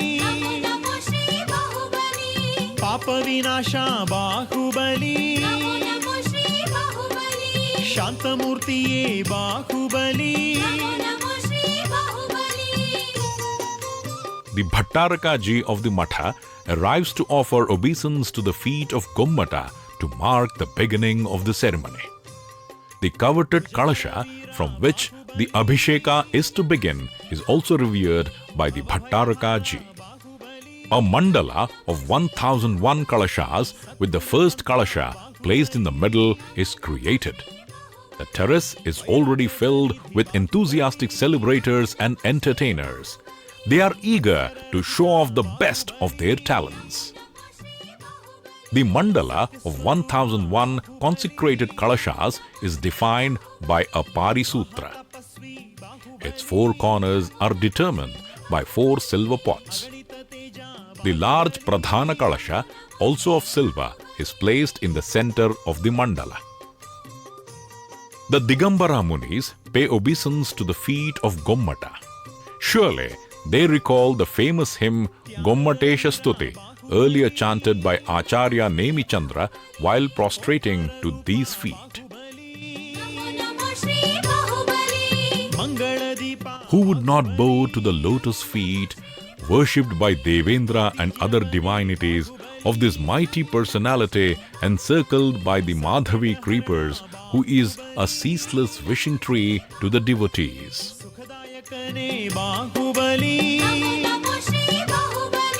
त्रैलोक पूज्या बाहुबली राग रहित ने बाहुबली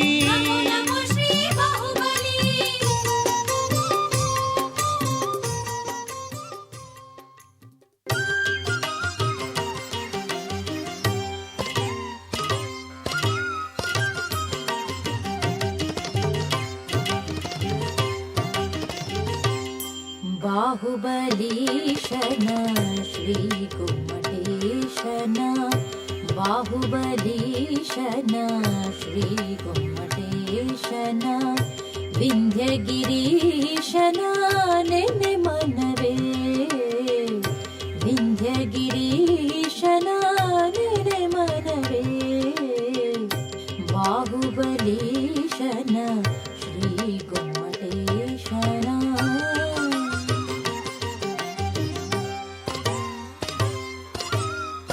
ಶ್ರವಣ ಬೆಳ್ಗೊಳದಲ್ಲಿ ಗಗನದಿ ಆಡುವ ನಿಜ ಗಂಧರ್ವನ ಸುರ ಸುಂದರನ ಮತ್ಸರ ರಹಿತನ ನಿರ್ಮಲ ಚರಿತನ ಸತ್ಯ ಪ್ರಕಾಶನ ನೆನೆ ಮನವೇ ಬಾಹುಬಲೀಶನ ಶ್ರೀ ಗೊಮ್ಮಟೇಶನ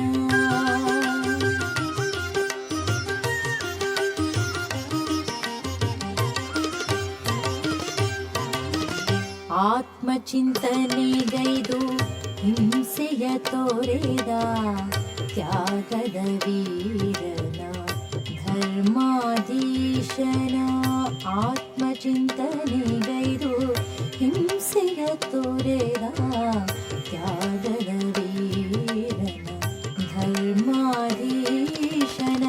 ಶಾಂತಿಯ ಪಥವನು ಜಗಕ್ಕೆಲ್ಲ ತೋರಿಸಿದ ಜ್ಞಾನೇಶ್ವರನನು ನೆನೆ ಮನವೇ ಶಾಂತಿಯ ಪಥವನು ಜಗಕ್ಕೆಲ್ಲ ತೋರಿಸಿದ ಜ್ಞಾನೇಶ್ವರನನು ನೆನೆ ಮನವೇ ಬಾಹುಬಲೀಶನ Shri ಗೊಮ್ಮಟೇಶನ. The Pradhana Kalasha is carried by Shri A.D. Patne of New Delhi, who acquired this privilege by parting with 1 crore and 8 lakh rupees in a bid. He is led by the Bhattaraka ji and the Muni Gana headed by Acharya Vardhaman Sagar ji.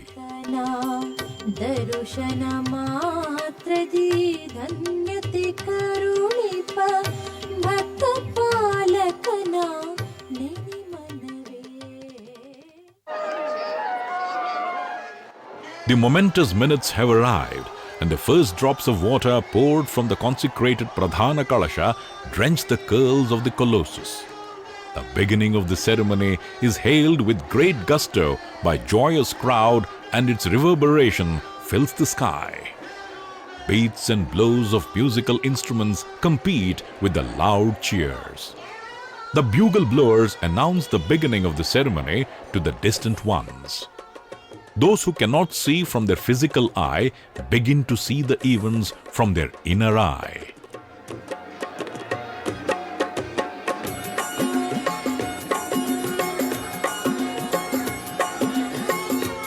The first few drops from the primary pot are followed by a flood of holy water emptied from several containers.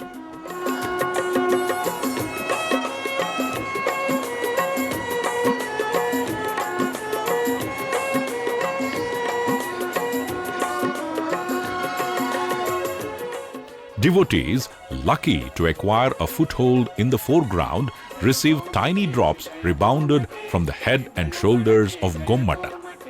They feel blessed, and indeed they are. This first shower of water is called Jalabhisheka.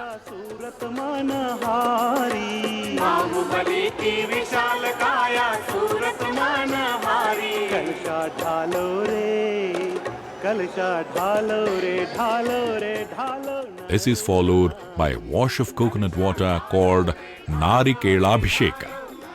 Incidentally, this is the land of coconut gardens and Shravanabelagola is in its heartland. The soothing sweet juice collected from thousands of coconuts stored and consecrated earlier is emptied now. It is poured as generously as the water.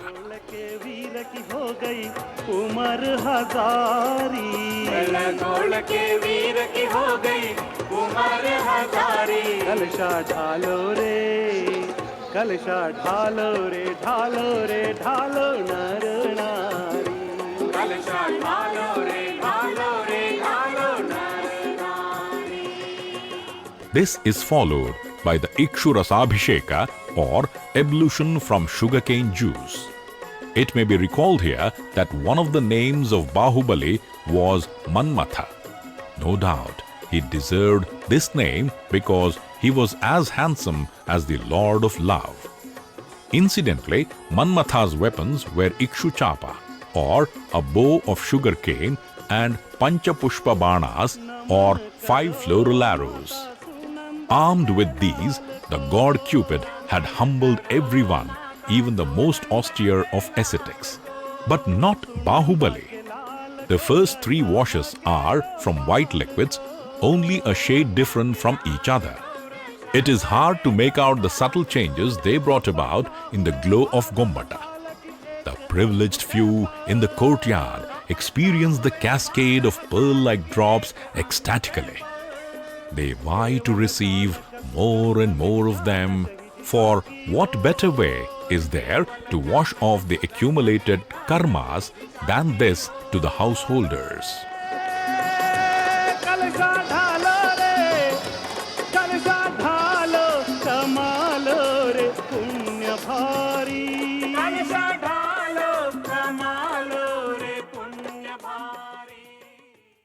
The ablution that produces a stunning spectacle is yet to follow.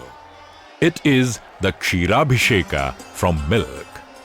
When Gomata's head and body are covered with pots of milk, the grey granite transforms itself into a spotless white marble.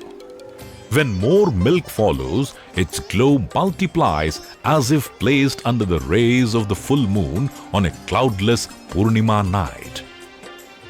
We may recall here that Gomatagiri was also called Dhavalagiri in the early records, and the Dhavala Saras or Belgola is one of the most celebrated ponds of this town. The term Dhavala means pearly pure. The divine aura of Gomata, whose physiognomy of matchless serenity and beauty is universally acclaimed, is greatly enhanced now.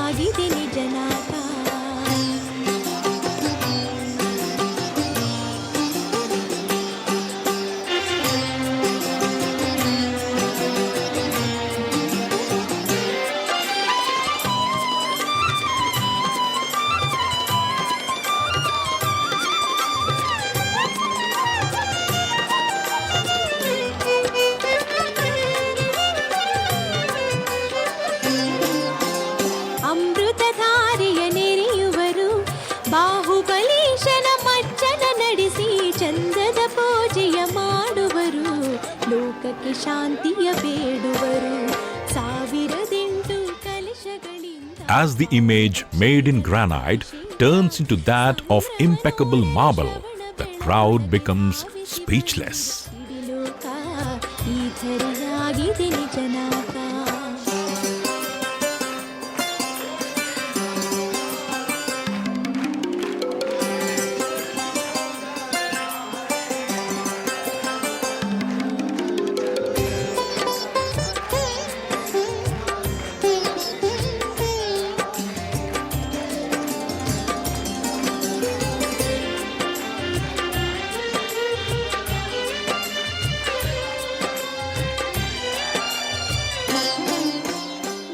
To make it more stunning, the milk wash is followed by a rain of rice powder. Like floating white clouds momentarily screening and momentarily exposing the moon, the white dust floats all around, now veiling, now relieving the divine face. When the dust settles down on the thin layer of milk, Bahubali appears to be standing under the falling flakes of intense winter snow. One of the Yogatrayas, an ascetic seeking enlightenment, has to go through, according to Jaina texts, is the Bellivasa.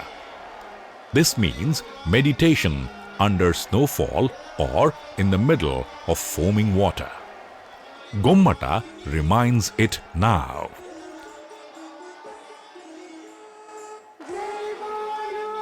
Unlike the first 5, which cleanse, purify and powder the image of Gomata, the next 5 with an intermediary water wash present it in a variety of colors.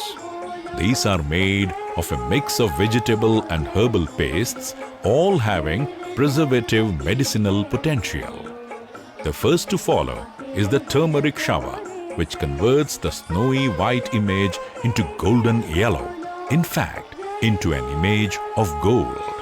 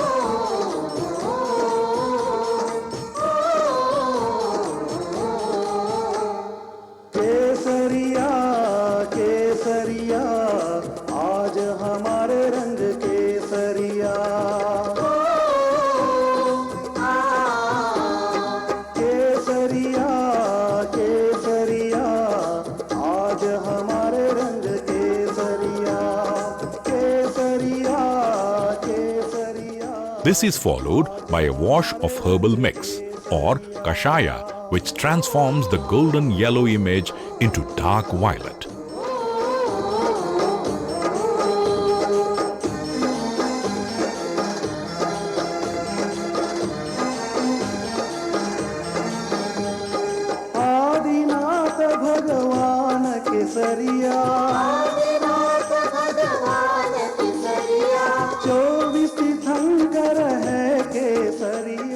The granite colossus becomes a gigantic bronze, freshly cast and polished.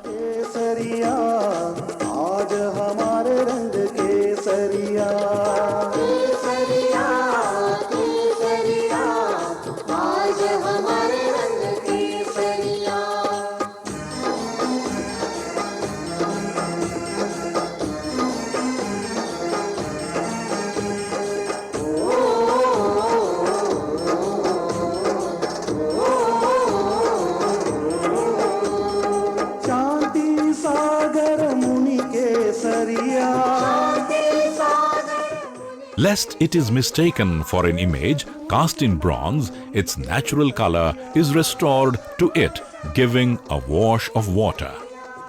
The kashaya layer peels off slowly and its natural beauty is gradually restored to the image.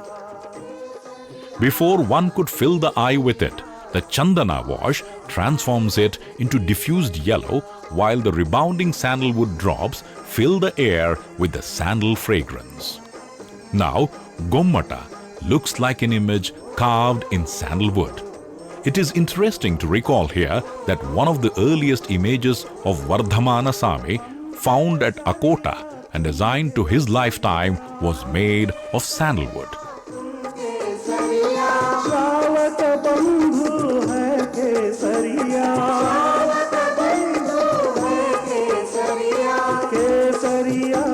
केसरिया आज हमारे रंग केसरिया केसरिया केसरिया आज हमारे रंग केसरिया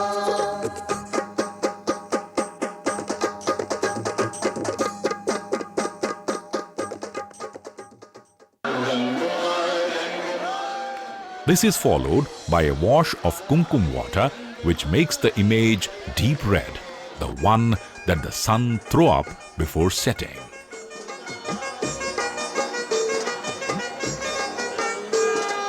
रंगमा रंगमा रंगमा रे रंगमा रंगमा रंगमा रे प्रभु थारा ही रंगमा रंगी गयो रे थारा ही रंगमा रंगी गयो रे रंगमा रंगमा रंगमा रे थारा ही रंगमा रंगी गयो रे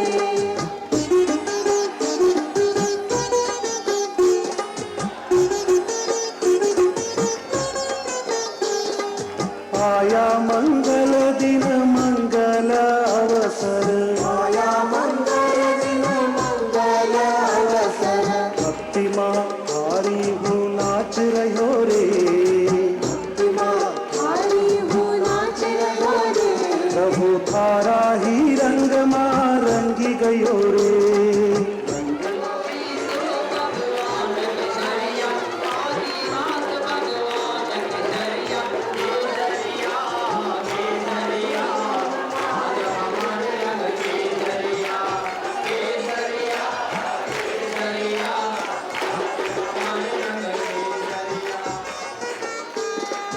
गाओ रे गाना तुम राम का गाओ रे गाना तुम राम का जिनवर देव बुलाय रहो रे जिनवर देव बुलाय रहो रे प्रभु थारा ही रंग मां रंगी गयो रे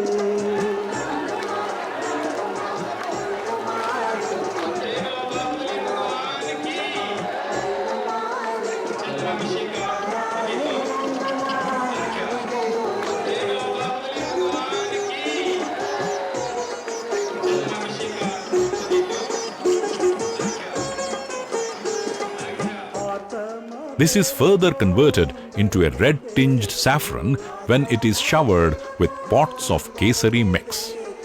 सुख सरोवर उछल रहो रे सुख सरोवर उछल रहो रे प्रभु थारा ही रंग मां रंगी गयो रे रंगमा रंगमा रंगमा रे रंगमा रंगमा रंगमा रे प्रभु थारा ही रंग मां रंगी गयो रे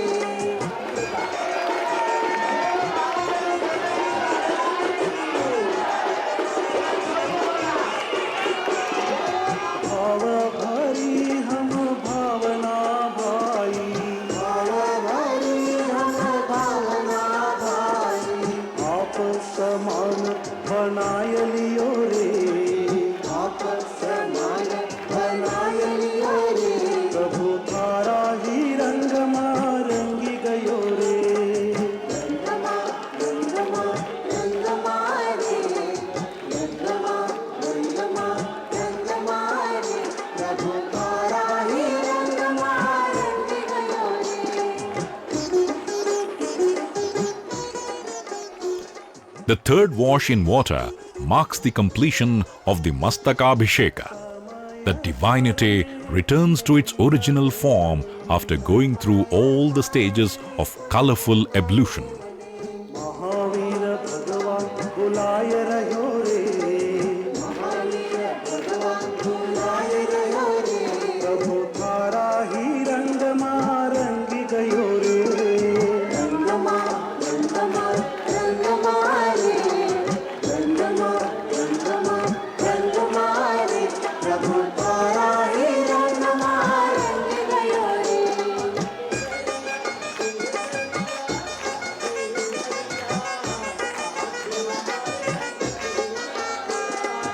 आज हमारा उपयोग Then follows Pushpa Vrishti, or the rain of flowers. हाथों से आरती उतार रहो रे, हाथों से आरती उतार रहो रे, प्रभु थारा ही रंगमा रंगी गयो रे, रंगमा रंगमा रंगमा रे, रंगमा रंगमा रंगमा रे, प्रभु थारा ही रंगमा रंगी गयो रे, रंगमा रंगमा रंगमा रे, प्रभु थारा ही रंगमा रंगी गयो रे, जिनवर देव बुलाय रहो रे, The devotees are so much absorbed, so much struck by the spectacle that they hardly realize that the ritual is over. Their heads are turned towards the image, dreaming of another occasion after lapse of another 12 years.